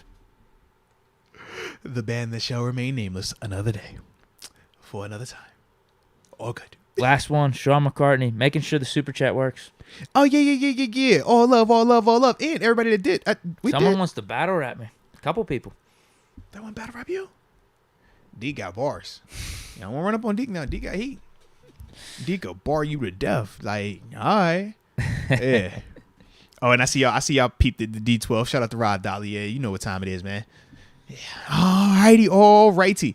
So, this was a vibe, like it always is. And it's always fun, man, to have a nice little show like we did today, man. It's fun. I really like your shirt again. I don't know if I told you that. Thank you. Nice shoes. Oh, good. So, ladies and gentlemen, this is a good show today. Oh, right. Yeah. But no, in all seriousness, though, we do appreciate each and every one of y'all, man. Hope y'all enjoyed yourselves as much as we enjoyed y'all. You know, we back in here, same time, same place. Don't want to miss it. And as always, until next time, baby. Peace.